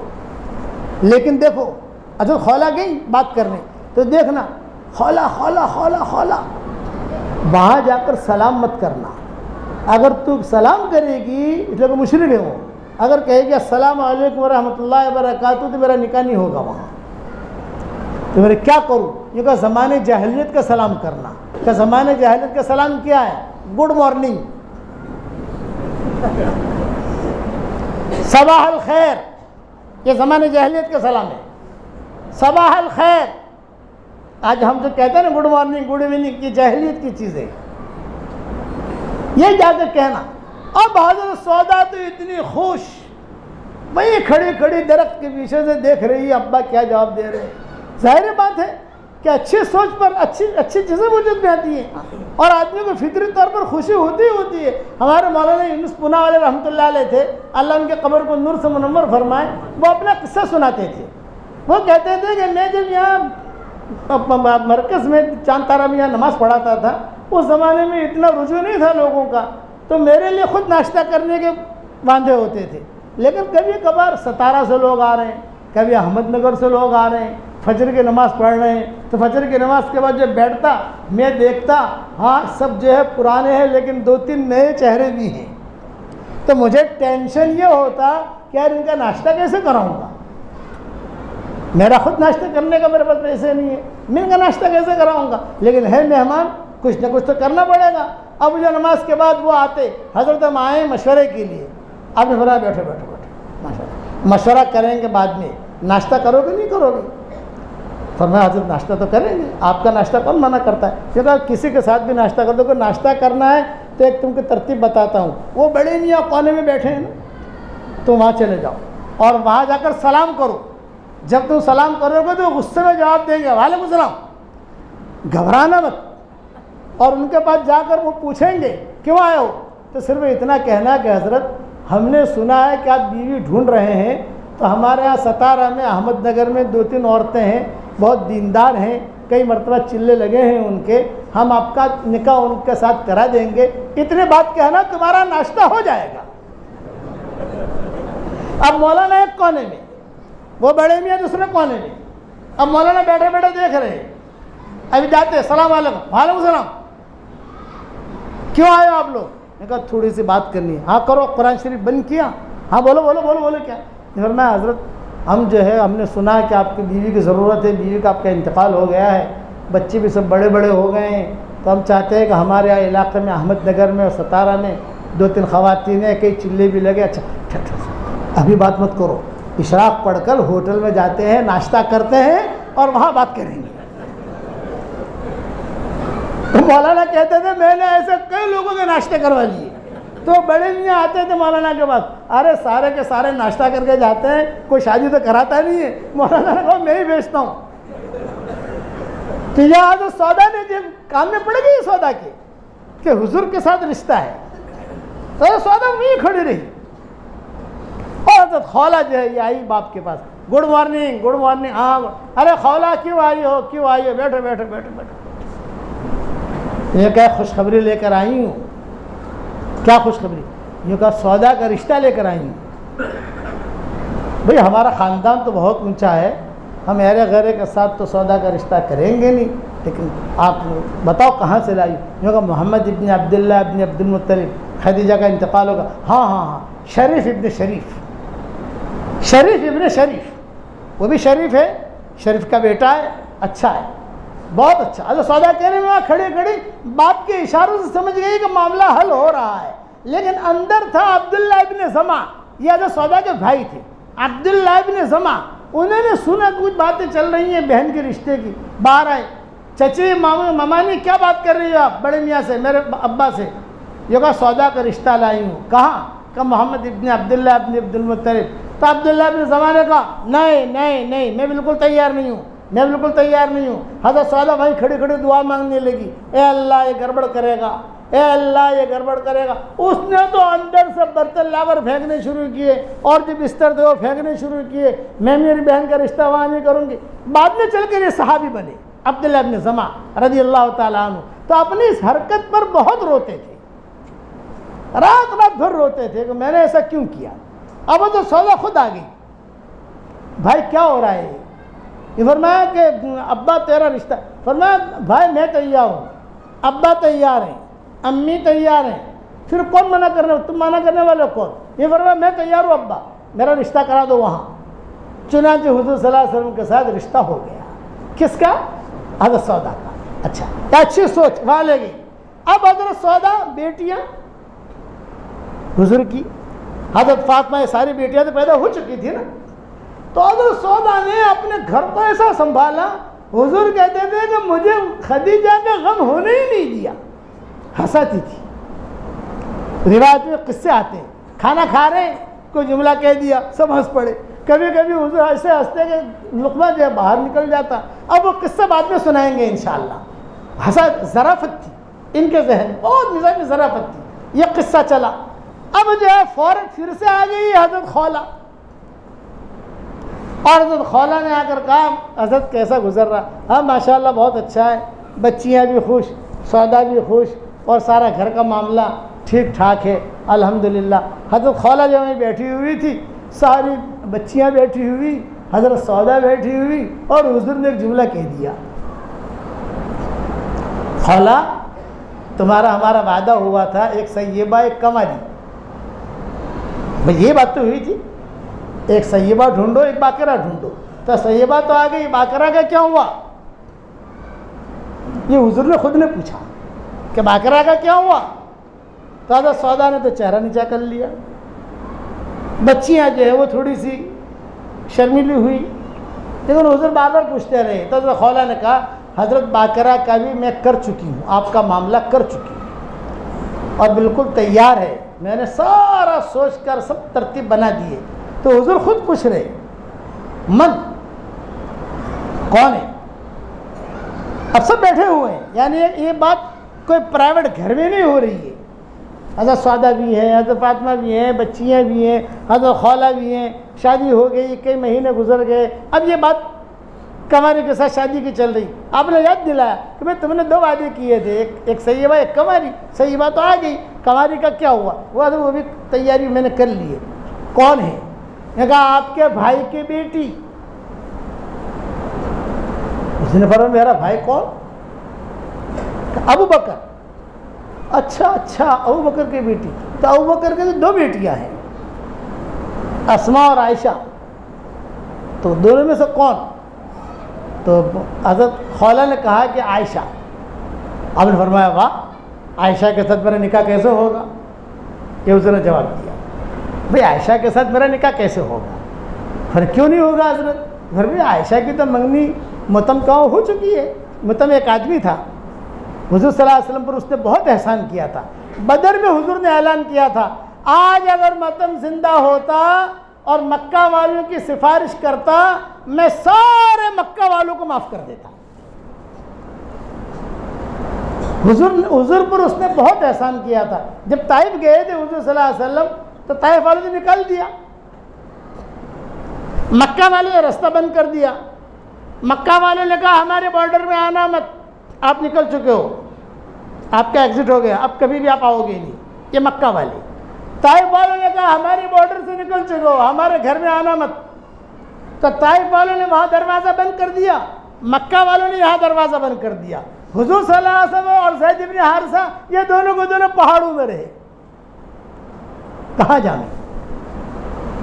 کوئی رستہ نہیں, 2 ہیں صرف. اور بچی ہے یہاں پر مکہ میں, حضرت سودا یہاں, بچوں کا فکر. تو حضور صلی اللہ علیہ وسلم نے جو مکہ کے لوگوں کو بلایا بھی ہماری تم مدد کرو, کم سے کم ہماری بیوی بچوں کے پاس تو ہمیں پہنچا دو تاکہ ہم وہاں رہیں. تو کسی نے ساتھ نہیں دیا. اخنس بن شریق اور یہ اور وہ, ابو جب کسی نے, ابو جہل ابو لہب کا تو سوال ہی نہیں ہے ساتھ دینے کا, لیکن کسی نے ساتھ نہیں دیا. یہ متم تھا. تو اس متم کو حضور نے بلایا. یہ حضرت عائشہ رضی اللہ تعالیٰ عنہ کا ہونے والا خسر تھا. بعد میں کسی طریقے سے وہ رشتہ ٹوٹا, یہاں پھر حضور کے ساتھ جوڑا گیا. متم مسلمان نہیں ہوا تھا. یہ آیا حضور کے پاس, آپ کیا پریشان ہیں؟ بھائی میری پریشانی یہ ہے, نہ طائف جا سکتا ہوں نہ مکہ جا سکتا ہوں, اور کوئی مکہ والا میرا ساتھ دینے کے لیے تیار نہیں ہے. میں یہاں کچھ کام بھی نہیں کر سکتا, اس لیے کہ وادیوں میں ہوں. خدا کی شان کہ کسی نے ساتھ نہیں دیا, لیکن وہ جو بیچ کا سفر تھا نا پہاڑ کا, وہاں جا نہیں سکتے, یہ آ نہیں سکتے, کوئی انسان مل نہیں سکتا. جنتوں نے اسلام قبول کر لیا. وہ بیچ میں جنت مسلمان ہو گئے. بڑے بڑے جن آئے, انہوں نے اسلام قبول کر لیا. جناتوں نے حضور کو ستایا نہیں, انسانوں نے بہت ستایا. انسانوں نے بدر قائم کیا, احد قائم کیا, تبوک قائم کیا, سارے مسئلے قائم کیے, لیکن جنتوں نے ستایا نہیں. ایک اکا دکا کسی نے ستایا ہو وہ بات الگ ہے, لیکن جنات پورے کے پورے مسلمان ہو گئے. بہت بڑی قوم جنات کی جو ہے مسلمان ہو. وادی نخلا کہ علماء نے لکھا ہے کہ بیچ بیچ میں جگہ تھی جہاں پر یہ لوگ جن آ کر مسلمان ہو گئے. لیکن حضور کو پریشانی, میں گھر کیسے جاؤں؟ بچوں کی خیر خبر, کوئی وہاں کی خبر نہیں آتی تھی, یہاں کی خبر وہاں نہیں جاتی تھی. کیا کریں؟ وحی اگر آتی ہے تو حضور پر آتی ہے, وحی اگر آتی ہے تو حضور پر آتی ہے, لیکن وہاں پہنچائے کون؟ تو حضور نے متم کو بلایا تھا. متم یہ فرمایا بھائی تمہارا ساتھ دو. متم نے کہا آپ ٹینشن مت لو, میں میرے سارے لڑکوں کو بلاتا ہوں. سارے لڑکوں کو بلایا اور سارے لڑکوں کو کہا کہ ہتھیار پہنو, اور ہتھیار پہن کر حضور صلی اللہ علیہ وسلم کو اپنے ساتھ لیا متم نے, اور مکہ میں داخل ہوا. جب مکہ میں داخل ہوا تو مکہ والے کہنے لگے متم کیا کر رہے ہو؟ یہ فرمایا کہ یہ آدمی مکہ میں آئے گا, طواف کرے گا, اور کوئی بھی اسے مارے گا تو ہم پورا میرے بچے جو اس پر حملہ کریں گے. اس کے بچے بہادر تھے متم کی. تو حضور صلی اللہ علیہ وسلم کو لے کر آیا. حضور نے سب سے پہلے طواف کیا, زید بن حارثہ نے طواف کیا. ابو بکر عمر کو پتہ چلا کہ حضور آ گئے ہیں. حضرت سودا کو پتہ چل گیا, بچیوں کو پتہ چل گیا ابا آ گئے ہیں. تو بچیاں بھی گھر سے بھاگی, ابا ابا آ گئے, ابا آ گئے. ایک فطرت ہے, ابا آ گئے, ابا آ گئے. حضور صلی اللہ علیہ وسلم ایک ایک سے پیار کرنے لگے. حضرت سودا بھی آ گئی, یہ بھی آ گیا, اور مکہ والے کہنے لگے کہہ رہے اس آدمی نے کس کا اتنا ساتھ دیا. حضور صلی اللہ علیہ وسلم جو پھر متم نے کہا کہ حضرت آپ نماز پڑھنے کے لیے یہاں مت آنا, آپ گھر میں ہی رہیں, میرے بچے آپ کے گھر کے باہر کھڑے رہیں گے, آپ کو کوئی تکلیف نہیں ہوگی. تو اس کو حضور یاد کرتے تھے, حالانکہ مشرک تھا وہ. تو اس نے بدر کے موقع پر حضور نے اعلان کیا اگر متم زندہ ہوتا اس کے صرف ایک جملے پر سارے مکہ والوں کو میں معاف کر دیتا. اس کے یہاں حضرت عائشہ کا رشتہ ہوا تھا. تو حضور صلی اللہ علیہ وسلم نے کہا بھی عائشہ کے ساتھ میرا نکاح کیسے ہوگا؟ وہ متم کے یہاں اس کا تو رشتہ ہوا ہے, تو بڑا آدمی ہے متم, اس کا کیسا؟ حضرت میں سب کچھ ترتیب بناتے ہوں, آپ تیار ہیں کہ نہیں؟ ہاں نہیں, میں تو تیار ہوں, لیکن ایک جگہ رشتہ ہوا ہے پھر اپنا رشتہ ڈالنا یہ تو یعنی مناسب نہیں. حضرت ایسی بات نہیں ہے. خولہ بہت ہوشیار تھی, حضرت خولہ رضی اللہ تعالیٰ عنہ. یہ آئی اور باہر نکلی, سامنے ابو بکر کھڑے تھے. وقت پورا ہو رہا ہے, انشاءاللہ پورا کر لوں گا وقت پر انشاءاللہ. ابو بکر کھڑے تھے, السلام علیکم ابو بکر. رشتہ لائی ہوں عائشہ کا. کون سی عائشہ؟ آپ کی عائشہ. بھائی میری عائشہ کا جو رشتہ ہو چکا ہے متم کے یہاں. کس کے ساتھ لائی؟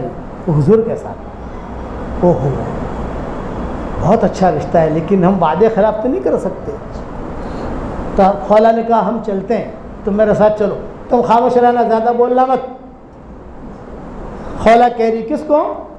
ابو بکر, آپ زیادہ بولنا مت. میں بولتی رہوں گی، وہ جواب دیں گے. ٹھیک. اب وہاں گئے تو متم بیٹھے ہوئے تھے. ہاں خولہ آؤ، خولہ معروفہ تھی، صدیق اکبر ہی معروف تھے. آؤ آؤ بھائی، آؤ آؤ بھائی، پانی لاؤ، یہ لاؤ، وہ لاؤ، وہ لاؤ. ہاں کیسے آنا ہوا؟ وہ ہم آئے ہیں عائشہ کے سلسلے میں، تمہارے بیٹے کے ساتھ بات طے ہوئی ہے تو شادی کی تاریخ طے کر لیں، لیکن بچے بڑی ہو رہی ہے، تمہارا بیٹا بھی بڑا ہو گیا. تو متم نے جو ہے اپنے سر پر ہاتھ رکھ کے کہا، ارے لیلا او بیگم، اس کی بیوی کو بلایا، لیلا بیگم باہر آؤ. باہر آئے. یہ لوگ آئے ہیں. ہاں کیوں آئے ہو؟ یہ فرمایا کہ خولہ بات کر رہی ہے، وہ عائشہ کا رشتہ ہوا ہے تمہارے ساتھ، تو تاریخ وغیرہ طے کر لیں. اور تاریخ طے کر کے جو ہے وہ رشتہ داری کے جو بھی. تو اس کی بیوی نے کیا کہا، بھائی ہم نے یہ سنا ہے کہ ابو بکر بھی بگڑ گیا ہے، خولہ تو بھی بگڑ گئی ہے، عائشہ بھی بگڑ گئی ہے، اس لیے میں نہیں چاہتی کہ بگڑی ہوئی لڑکی میرے گھر میں آئے. بگڑی ہوئی لڑکی میرے گھر میں آئے، میرا لڑکا بھی بگڑ جائے گا. یہ تو بتوں کو برا بھلا کہتے ہیں. تو اس لیے مجھے تو رشتہ منظور نہیں ہے. اب صدیق اکبر بولے، بھائی متم آپ کی کیا رائے ہے؟ یہ فرمایا جی میری بیوی کی رائے وہ میری رائے. کس نے کہا؟ متم نے. تو اب خولہ نے کہا کہ چلو اب زیادہ بات نہیں کرنی ہے، چلو ہو گیا معاملہ، اور یہاں آ کر حضور کے ساتھ جوڑ دیا. یہ قصہ ہوا. سوچ اچھی ہوگی، اچھی چیزیں وجود میں آئے گی. یہ میری بات ذہن میں رکھنا. یہ اسی مضمون پر میں نے سارے قصے بیان کیے ہیں. بری سوچ ہوگی تو بری چیزیں وجود میں آئے گی. سوچیں اچھی رکھو، اپنی بیوی کے بارے میں اچھی سوچ، گھر والوں کے بارے میں اچھی سوچ، اللہ کے بارے میں اچھی سوچ، ہر چیز اللہ اچھی سوچ. انا عند ظن عبدی بھی.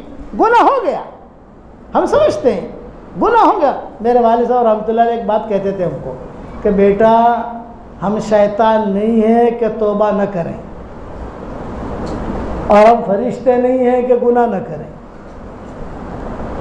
انسان ہے، ہم تو گناہ بھی ہوگا توبہ بھی کریں گے، معافی بھی مانگیں گے. گیا گزرا آدمی ہوگا، اللہ کی رحمت کا متوجہ ہوتی ہے، کچھ نہیں کہہ سکتے.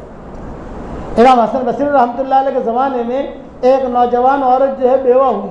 ایک لڑکا تھا چھوٹا، بہت مال، لڑکے نے بہت مال چھوڑا، باپ نے بہت مال چھوڑا. اور وہ بیوہ نے دوسرا نکاح، جوان تھی، اس نے دوسرا نکاح نہیں کیا صرف اپنے بچے کی تربیت کی وجہ سے. حسن بصری کے زمانے کا قصہ ہے. یہ میرا بچہ ہے اور اس کی تربیت کی وجہ سے میں اگر دوسرا نکاح کروں گی تو اس کی تربیت کون کرے گا.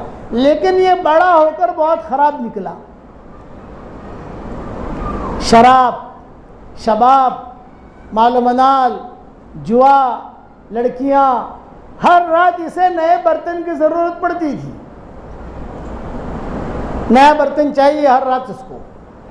ماں بڑی پریشان رہتی تھی. ماں کہتی تھی بیٹا تو کیا کر رہا ہے. یہاں تک کہ ماں اسے لے کر حسن بصری کے پاس آئی، حضرت کو دعا کر دیجئے اس کے لیے. بہت سمجھایا حسن بصری نے، ایک مرتبہ نہیں کئی مرتبہ. لیکن وہ لڑکا کیا کہتا تھا، ٹھیک ہے ٹھیک ہے، اور باہر جا کر جیسا تھا ویسا. ماں پریشان، حسن بصری بھی مایوس ہو گئے. لیکن اللہ اللہ ہے، اللہ اللہ ہے. ہماری شریعت میں مایوسی نام کی کوئی منزل نہیں ہے. اللہ اللہ ہے. اب بچہ جو ہے کمزور ہو گیا، لڑکا جو ہے کمزور ہو گیا، بڑھاپے نے ڈیرا ڈال دیا، بیماری نے گھیر لیا، نئی نئی بیماریاں لگ گئی، گھر میں آ کر پڑ گیا. ماں سے کہنے لگا اماں میری 2 وصیتیں ہیں، اگر آپ پوری کر لو اماں. اب میں بچ نہیں سکتا، ایسی بیماری لگی ہے مجھے. کہ بولو بیٹا. یہ کہا ایک میری نصیحت یہ ہے، وصیت یہ ہے کہ حسن بصری میرا جنازہ پڑھائیں. دوسرا یہ کہ حسن بصری سے کہو وہ آ کر مجھے توبہ کرائیں، میں ان کا چہرہ دیکھ لوں، بس میرے گناہ معاف ہو جائیں گے، ان کا چہرہ دیکھوں. اتنی مرتبہ حسن بصری نے سمجھایا، ہاتھ پھیرا، کچھ پانی پڑ گئے، دم کیا، لیکن اور اس پر بھی دم کیا، وہ بدلنے کے لیے تیار نہیں. اب جب بتوں نے ستایا تو خدا یاد آیا. یہ مثال مشہور ہے کہ بتوں نے ستایا تو خدا یاد آیا، حالات نامناسب ہوئے تو خدا یاد آیا، اب موت دکھائی دی تو خدا یاد آیا، اما بسے دو کام کرو، میری توبہ کروا دو، اب میری جنازے کی نماز وہ پڑھائیں، وہ پڑھائیں گے میرے جنازے کی نماز تو اللہ مجھے معاف کر دے گا۔ ماں نے کہا ٹھیک ہے چلو، بچے کا دل تھوڑا نرم ہوا ہے، روتی ہوئی حسن بصری کے پاس آئی۔ حسن بصری درس قرآن کی تیاری کر رہے تھے۔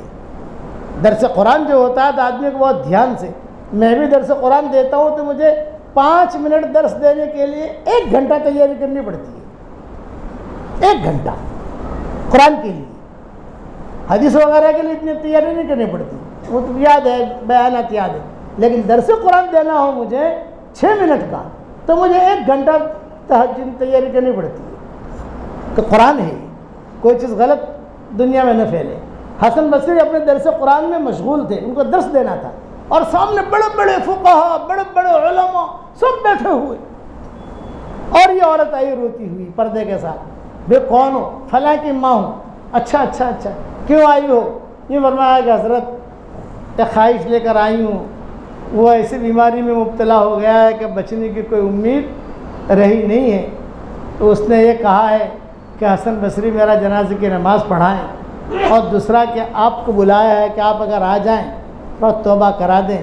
تو حسن بصری نے قرآن بند کیا اور قرآن بند کر کے کہا میں اس کے جنازے کی نماز نہیں پڑھاؤں گا، میں اس سے نا امید ہو چکا ہوں اور میں وہاں آؤں گا بھی نہیں۔ اس لیے کئی مرتبہ سمجھا چکا، میں کبھی زندگی میں نماز پڑھتے ہوئے میں نے دیکھا نہیں ہے، اور میرا مسئلہ ہے، حسن بصری کا مسئلہ یہ تھا کہ کوئی آدمی زندگی بھر اگر نماز جان بوجھ کر چھوڑ دے تو وہ کافر ہو جاتا ہے، وہ مسلمان ہے ہی نہیں۔ یہ ان کا مسلک تھا، ہمارا مسلک یہ نہیں ہے، ان کا مسلک میں یہ بات تھی۔ میں نے کبھی بھی اس کو مسجد میں دیکھا نہیں ہے، میں نہیں آ سکتا۔ ماں کے دل پر چوٹ پڑی، روتی ہوئی واپس آئی، یہ پڑا ہوا رو رہا تھا، امی امی کیا خوشخبری، امی کوئی خوشخبری، امی خوشخبری، امی خوشخبری۔ یہ بیٹا انہوں نے تو جنازے کی نماز پڑھنے سے منع کر دیا کہ کیوں؟ تو نے کبھی نماز ہی نہیں پڑھی، کبھی سجدہ ہی نہیں کیا۔ اچھا دوسرا، وہ آئیں گے میرے پاس، میرا چہرہ دیکھ لوں، میں تو دنیا سے 1 دن میں 2 دن میں 3 دن میں مر جاؤں گا، میں نہیں بچ سکتا ہوں، لیکن میں کم سے کم ایک اللہ والے کا چہرہ تو دیکھ لوں، شاید وہ چہرہ دیکھنے سے اللہ مجھے معاف کر دے۔ بچنا میں دنیا میں تو رہنا نہیں ہے، لیکن اس کے چہرہ دیکھ کر اللہ مجھے معاف کر دے۔ بیٹا وہ آئیں گے بھی نہیں، اب تو تیرا کام اینڈ ہو گیا۔ اچھا امی میرا جنازہ نہیں پڑھیں گے، وہ یہاں آئیں گے نہیں۔ میرے 2 وصیتیں، ایک یہ جب میرا انتقال ہو جائے مجھے مسلمانوں کے قبرستان میں دفن مت کرنا۔ بیٹا پھر کہاں دفن کروں تجھ کو؟ یہ بنگلہ بہت بڑا ہے، باپ کا بنایا ہوا، یہی دفن کرنا مجھ کو۔ اچھا مسلمانوں کے قبرستان میں دفن کیوں نہ کروں؟ اماں میں بہت بڑا گنہگار ہوں، میرے گناہوں کی وجہ سے قبرستان والوں کا عذاب زیادہ ہو جائے گا، عذاب مجھ کو ہوگا، لیکن میرے عذاب کی وجہ سے ان کو تکلیف ہوگی، مجھے وہاں لے ہی مت جانا۔ اور دوسرا یہ کہ یہ اوڑھنی جو آپ نے اوڑھ رکھی ہے نا، اس کو میرے گلے میں لگا لینا اور مجھے کتے کی طرح گھسیٹنا، اس لیے کہ کتے کی طرح میں نے زندگی گزاری ہے۔ اماں بھی روئی، کوشش کرتے رہی حسن بصری کسی طریقے سے آ جانے، لیکن وہ مشغول آدمی تھے۔ چنانچہ کتابوں میں لکھا ہے 3 دن 4 دن کے بعد اس کا انتقال ہوا، روتے روتے ایک ہی بات کہتا تھا، اے اللہ میں ہوں گنہگار لیکن تیرا ہوں، میں ہوں گنہگار لیکن تیرا ہوں، گنہگار ضرور ہوں لیکن تیرا ہوں۔ میں نے بتوں کے سامنے کسی غیر کے سامنے سجدہ نہیں جھکایا، میں کسی اور کو نہیں مانتا، تجھے کو کہتا ہوں تو ہی میرا اللہ ہے، تو نے مجھے پیدا کیا ہے، انت خلقتنی وانت تہدینی وانت تطعمنی وانت تسقینی وانت تمیتنی وانت تحیینی، تو ہے۔ میں ایک ہی جملہ کہتا تھا، میں تیرا ہوں۔ لوگوں نے دھکا دے دیا تو مجھے دھکا مت دے، لوگوں نے دھکا دے دیا تو مجھے دھکا مت دے۔ جب اس کا انتقال ہوا، انتقال ہونے کے تھوڑے دیر کے بعد کسی نے آ کر دروازہ کھٹکھٹایا۔ ماں نے کہا میں یدق الباب، میں یدق الباب، دروازہ کون کھٹکھٹا رہا ہے؟ تو کہا انا حسن بصری، انا حسن بصری۔ ارے ماں تو خوش ہو گئی، حسن بصری میرے دروازے پر، حسن بصری میرے دروازہ کھولا۔ حضرت کیسے؟ یہ فرمایا میں جو ہے درس قرآن میں مشغول تھا، تھوڑی سی غنودگی آئی تو میں نے خواب میں دیکھا کوئی کہنے والا زور سے کہہ رہا ہے اے حسن تو میرا کیسا ولی ہے کہ میرے ولی کا جنازہ نہیں پڑھتا، تو میرا ولی ہے جو دنیا سے گیا وہ میرا ولی ہے، اس لیے تیرے بیٹی کی اللہ نے مغفرت کر دی ہے۔ خود آئے، غسل دیا، کفنایا اور جا کر دفنایا، جنازے کی نماز بھی پڑھی، بہت بڑا مجمع بھی آیا، اور بعض کتابوں میں لکھا ہے رات کو حسن بصری نے ہی خواب دیکھا کہ اس لڑکے کی برکت سے پورے قبرستان والوں کو اللہ نے معاف کر دیا۔ کریم ہے کریم، مایوس نام کی کوئی منزل نہیں ہے۔ آج ہی مایوس ہو جائے نہ، معاملہ اللہ کے ساتھ کلیئر کرو، گھبراؤ مت۔ مایوس نام کی کوئی منزل نہیں ہے، کریم ہے، آپ دروازہ کھٹکھٹاؤ گے وہ کھول دے گا۔ ان اتیتنی لیلا قبلتک، ان اتیتنی نہارا قبلتک، تبارزنی بالمعاصی فی النہار وانا اکلؤک علی فراشک فی اللیل۔ دن میں آئے گا میں تجھے قبول کر لوں گا، رات میں آئے گا میں تجھے قبول کر لوں گا۔ ارے میرے بندے، رات کو تیرے ماں باپ بھی دروازہ بند کر دیتے ہیں، میں میرا دروازہ بند نہیں کرتا۔ 24 گھنٹہ اللہ اپنے دونوں ہاتھ کو پھیلاتے ہیں، اللہ کو کیا ضرورت ہے؟ مسلم شریف کی حدیث ہے 24 گھنٹہ اللہ دونوں ہاتھوں کو پھیلاتے ہیں۔ رات ہوئی یہاں اللہ پھیلا کر اعلان کر رہے ہیں اور دن کے گنہگار تو آ جا میں تجھے معاف کر دوں۔ سورج طلوع ہوگا اللہ کہیں گے اور رات کے گنہگار آ جا میں تجھے معاف کر دوں۔ قریب، اس لیے آدمی توبہ کرے، حقیقی توبہ، حقیقی توبہ۔ عبداللہ ابن مسند احمد کی روایت ہے، عبداللہ ابن عمر کہتے تھے ایک حدیث میں نے حضور صلی اللہ علیہ وسلم سے 7 مرتبہ سنی ہے۔ کتنی مرتبہ بھائی؟ 7 مرتبہ۔ ہو ایک مرتبہ حضور کوئی بات کہہ دے تو بات الگ ہے، 7 مرتبہ قصہ سنا ہے کفل کا۔ کسی زمانے میں بنی اسرائیل میں کفل نامی ایک آدمی تھا اور اس کے پاس لڑکیاں آتی تھی، لوگوں کو پیسہ دیتا تھا، زنا کرتا تھا۔ ایک لڑکی کے ساتھ معاملہ ہوا، جب وہ زنا کے لیے بیٹھا تو روایت میں ایک لڑکی نے چیخ لگا کر روئی۔ ارے کیوں روتی ہو؟ میرے چھوٹے چھوٹے بچے تھے، ان کے پاس کھانے کو نہیں تھا، اس لیے میں کام کروا رہی ہوں، میں شریفہ ہوں، میں غلط عورت نہیں ہوں۔ میرے دن اس کفل کا جو چہرے پر یعنی رونا شروع، آنکھوں میں سے آنسو نکلنے لگے۔ پیسے دے دیے اور یہ واپس آ گیا۔ راستے میں جا رہا تھا کفل، گھر پہ پہنچا نہیں تھا، راستے میں انتقال ہو گیا۔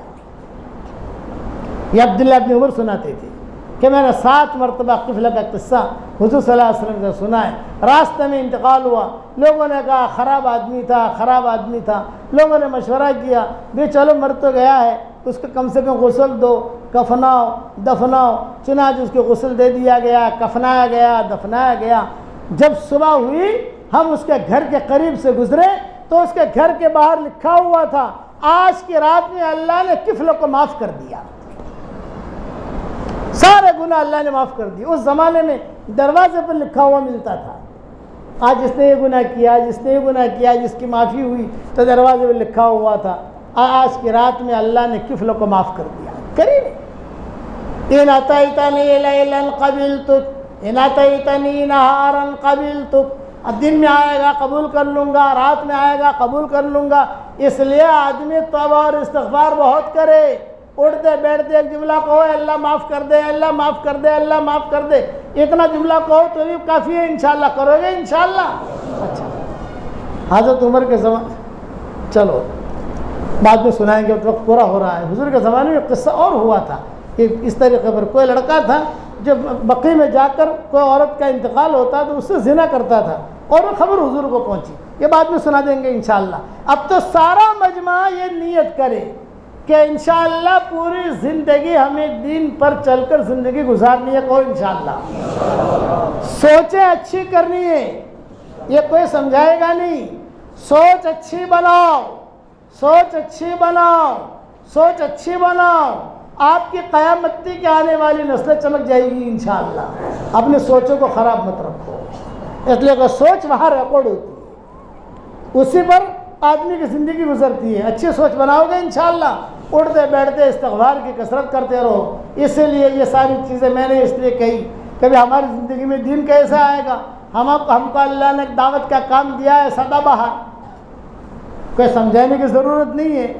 چلے کی جماعتیں نکلتی ہیں، 3 چلے کی نکلتی ہیں، 10 دن کی نکلتی ہیں، قریب کے لیے نکلتی ہیں، دور کے لیے نکلتی ہیں، بس صرف ایک شرط لگاتے ہیں، ہمارے ساتھی مشورہ کر کے جو طے کریں اس پر آمنا و صدقنا کیا کر اپنا وقت لگاؤ، وقت لگاؤ گے انشاءاللہ۔ اس کے لیے کون کون تیار ہے جلدی سے کھڑے ہو کر نام لکھاؤ۔ اللہ کے راستے میں جانے کے لیے کون کون تیار ہے؟ اپنا بتاؤ کون کون تیار ہے، اپنے نام لکھاؤ۔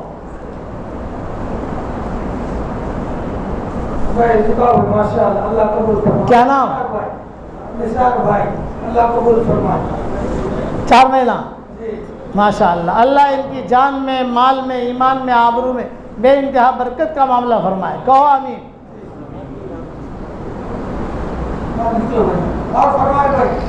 کیا نام؟ نام لکھو بھی، ماشاء اللہ۔ اور بتاؤ کیا نام؟ لطیف بھائی۔ اور بتاؤ، اور بتاؤ۔ محسن بھائی۔ اور بتاؤ کیا نام؟ ماشاء اللہ۔ اور بتاؤ۔ راحت بھائی، ماشاء اللہ۔ اور بتاؤ۔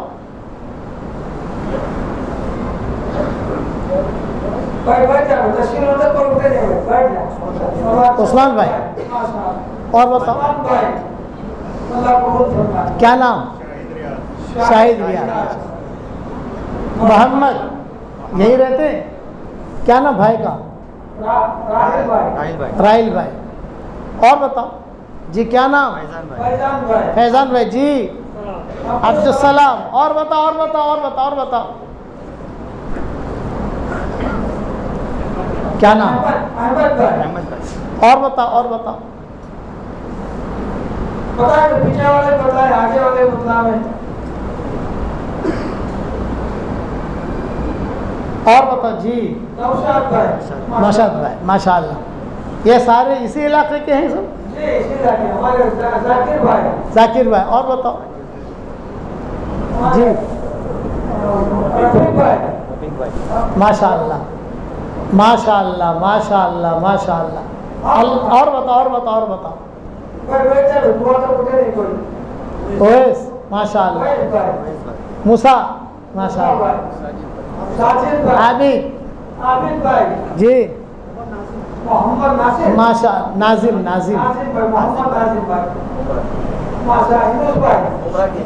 کیا نام؟ شاہد بھائی یہی رہتے ہو؟ بہت اچھا، ماشاء اللہ۔ مبارک مجموعہ ہے، مبارک مجموعہ ہے، بہت اچھا مجموعہ ہے ماشاء اللہ۔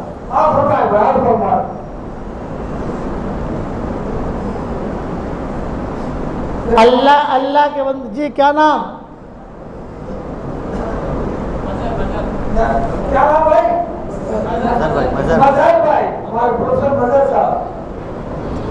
جی۔ اور بتاؤ، اور بتاؤ، اور بتاؤ۔ یوسف، ماشاء اللہ۔ اور بتاؤ کیا نام؟ شہباز۔ اور بتاؤ، اور بتاؤ۔ اچھے لوگ ہیں ماشاء اللہ، خیر ہے آپ کے مجموعے میں، اللہ نے بہت خیر رکھی ہے ماشاء اللہ۔ جی۔ جیشان بھائی۔ جیشان بھائی۔ اور فرما کے پیچھے والے افضل بھائی۔ افضل بھائی۔ افضل بھائی۔ ماشاء اللہ جماعت روانہ ہو گئی ماشاء اللہ۔ ابھی نام ہمارے پتہ ہے ترتیب کرنا ہے انشاءاللہ، ترتیب بنے گی۔ اچھی سوچ ہوگی، اچھی چیزیں وجود میں آئے گی، بری سوچ ہوگی، بری چیزیں وجود میں آئیں گی۔ پہلے پورے بیان کا خلاصہ ہے، سوچ اچھی رکھو۔ اور بتاؤ۔ سعود بھائی، ماشاء اللہ۔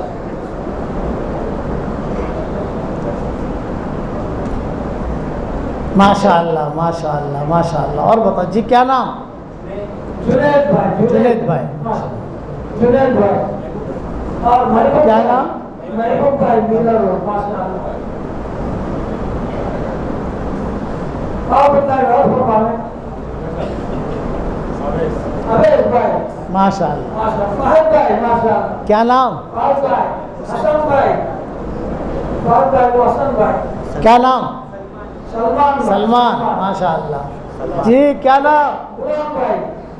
ماشاء اللہ. اور فرمائیں. جی ابو بکر. ناجش بھائی. ماشاء اللہ. اور بتاؤ اور بتاؤ اور بتاؤ. بیٹھ جا بس ان سے بیٹھے دعا کر. اب ان لوگوں کی تشکیل کب ہوگی عبدالرزاق بھائی؟ یہ نام جو لکھائے ہیں یہ حضرات کب نکلیں گے؟ یہ مولانا 28 تاریخ ہے ہمارے پاس. ابھی 28 کو جماعت جائے گی. کل ایک جماعت روانہ ہو گئی. 28 کی جماعت ہے, 1 مارچ کی بھی جماعت ہے. جی کیا نام؟ شفیق بھائی. شفیق. ماشاء اللہ.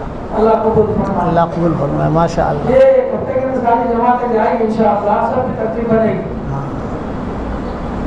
ایک جملہ یاد رکھنا, اللہ کے بندوں کو اللہ کی طرف بلاتے رہو گے تو 100 نسلوں تک اللہ ہماری اولاد کی رعایت رکھے گا. 100 نسلوں تک. اتنا بڑا کام ہے, لیکن کام ہو صفات کے ساتھ, چالاکیوں کے ساتھ نہیں, شوقیہ نہیں, شوق پورا کر لیا نہ, چالاکیہ نہیں, صفات کے ساتھ آدمی بہت ترقی کرے گا. میرے والد صاحب رحمۃ اللہ علیہ فرماتے تھے 3 دن میں اگر وقت جیسا ہم کہتے ہیں ویسا لگائے تو قطب بن کے لوٹے گا. 3 دن میں. ابا کہتے تھے کہ جیسا ہم کہتے ہیں ویسا وقت لگائے تو 3 دن میں قطب بن کے لوٹے گا. آج چلا لگا کر بھی سدھر کے نہیں آتے, کیوں؟ وقت سے ہی نہیں لگتا. وقت سے ہی لگاؤ گے انشاءاللہ. دعا کر لیں بھائی. سارے ساتھی تشریف رکھیں. دعا ہوگی, دعا کے بعد اذان ہوگی. فوراً 9:15 بجے وقت پر اپنی جماعت کھڑی ہو جائے گی. اس کے بعد عشاء کی نماز کے بعد انشاءاللہ حیات الصبا کی تعلیم مولانا کریں گے انشاءاللہ. سارے ساتھیوں سے گزارش ہے اس میں بیٹھے, اور عشاء کی نماز کے بعد جو ہے پھر ہلکے بھی لگیں گے انشاءاللہ. سارے ساتھی ہلکے لگیں گے. رات کا کھانا بھی ہے, اور آپ کے سارے ساتھی قیام کی نیت سے قیام بھی کر رہے ہیں. ٹھیک ہے, کریں گے انشاءاللہ. اللہ قبول فرمائے. اللهم صل على محمد وعلى آل محمد كما صليت على إبراهيم وعلى آل إبراهيم إنك حميد مجيد. اللهم لك الحمد كما أنت أهل, فصل وسلم على سيدنا محمد كما أنت أهل, وافعل بنا ما أنت أهل, فإنك أهل التقوى وأهل المغفرة. اللهم آت نفوسنا تقواها وزكها أنت خير من زكاها, أنت وليها ومولاها. اللهم بارك لنا في رجب وشعبان وبلغنا رمضان. اللهم بارك لنا في رجب وشعبان وبلغنا رمضان. اللهم إنا نسألك الهدى والتقى والعفاف والغنى. اے اللہ ہمارے گناہوں کو معاف فرما. اے اللہ ہماری خطاؤں سے درگزر فرما. اے اللہ ہم اقراری مجرم ہیں, ہمیں ہمارے جرموں پر اقرار ہے. ہم جیسا گنہگار نہ تیری زمینوں نے دیکھا, نہ تیرے آسمانوں نے دیکھا, نہ تیرے فرشتوں نے دیکھا, نہ ہل اور حرم نے دیکھا, اور ہم نے تجھ جیسا کریم آقا بھی نہیں دیکھا ہے. ہم گناہ کرتے رہے تو ہمیں روزی دیتا رہا, ہم گناہ کرتے رہے تو ہمیں مال و منال دیتا رہا, ہم گناہ کرتے رہے تو ہمیں مسجد میں آنے کی توفیق دیتا رہا. جہاں اتنا کرم فرمایا ہے ایک کرم اور فرما دیجئے. جتنا مجمع آمین کہہ رہا ہے ہم سب کی قیامت تک کے آنے والی نسلوں کو قبول فرما دے. ہم سب کی قیامت تک کے آنے والی نسلوں کو قبول فرما دے.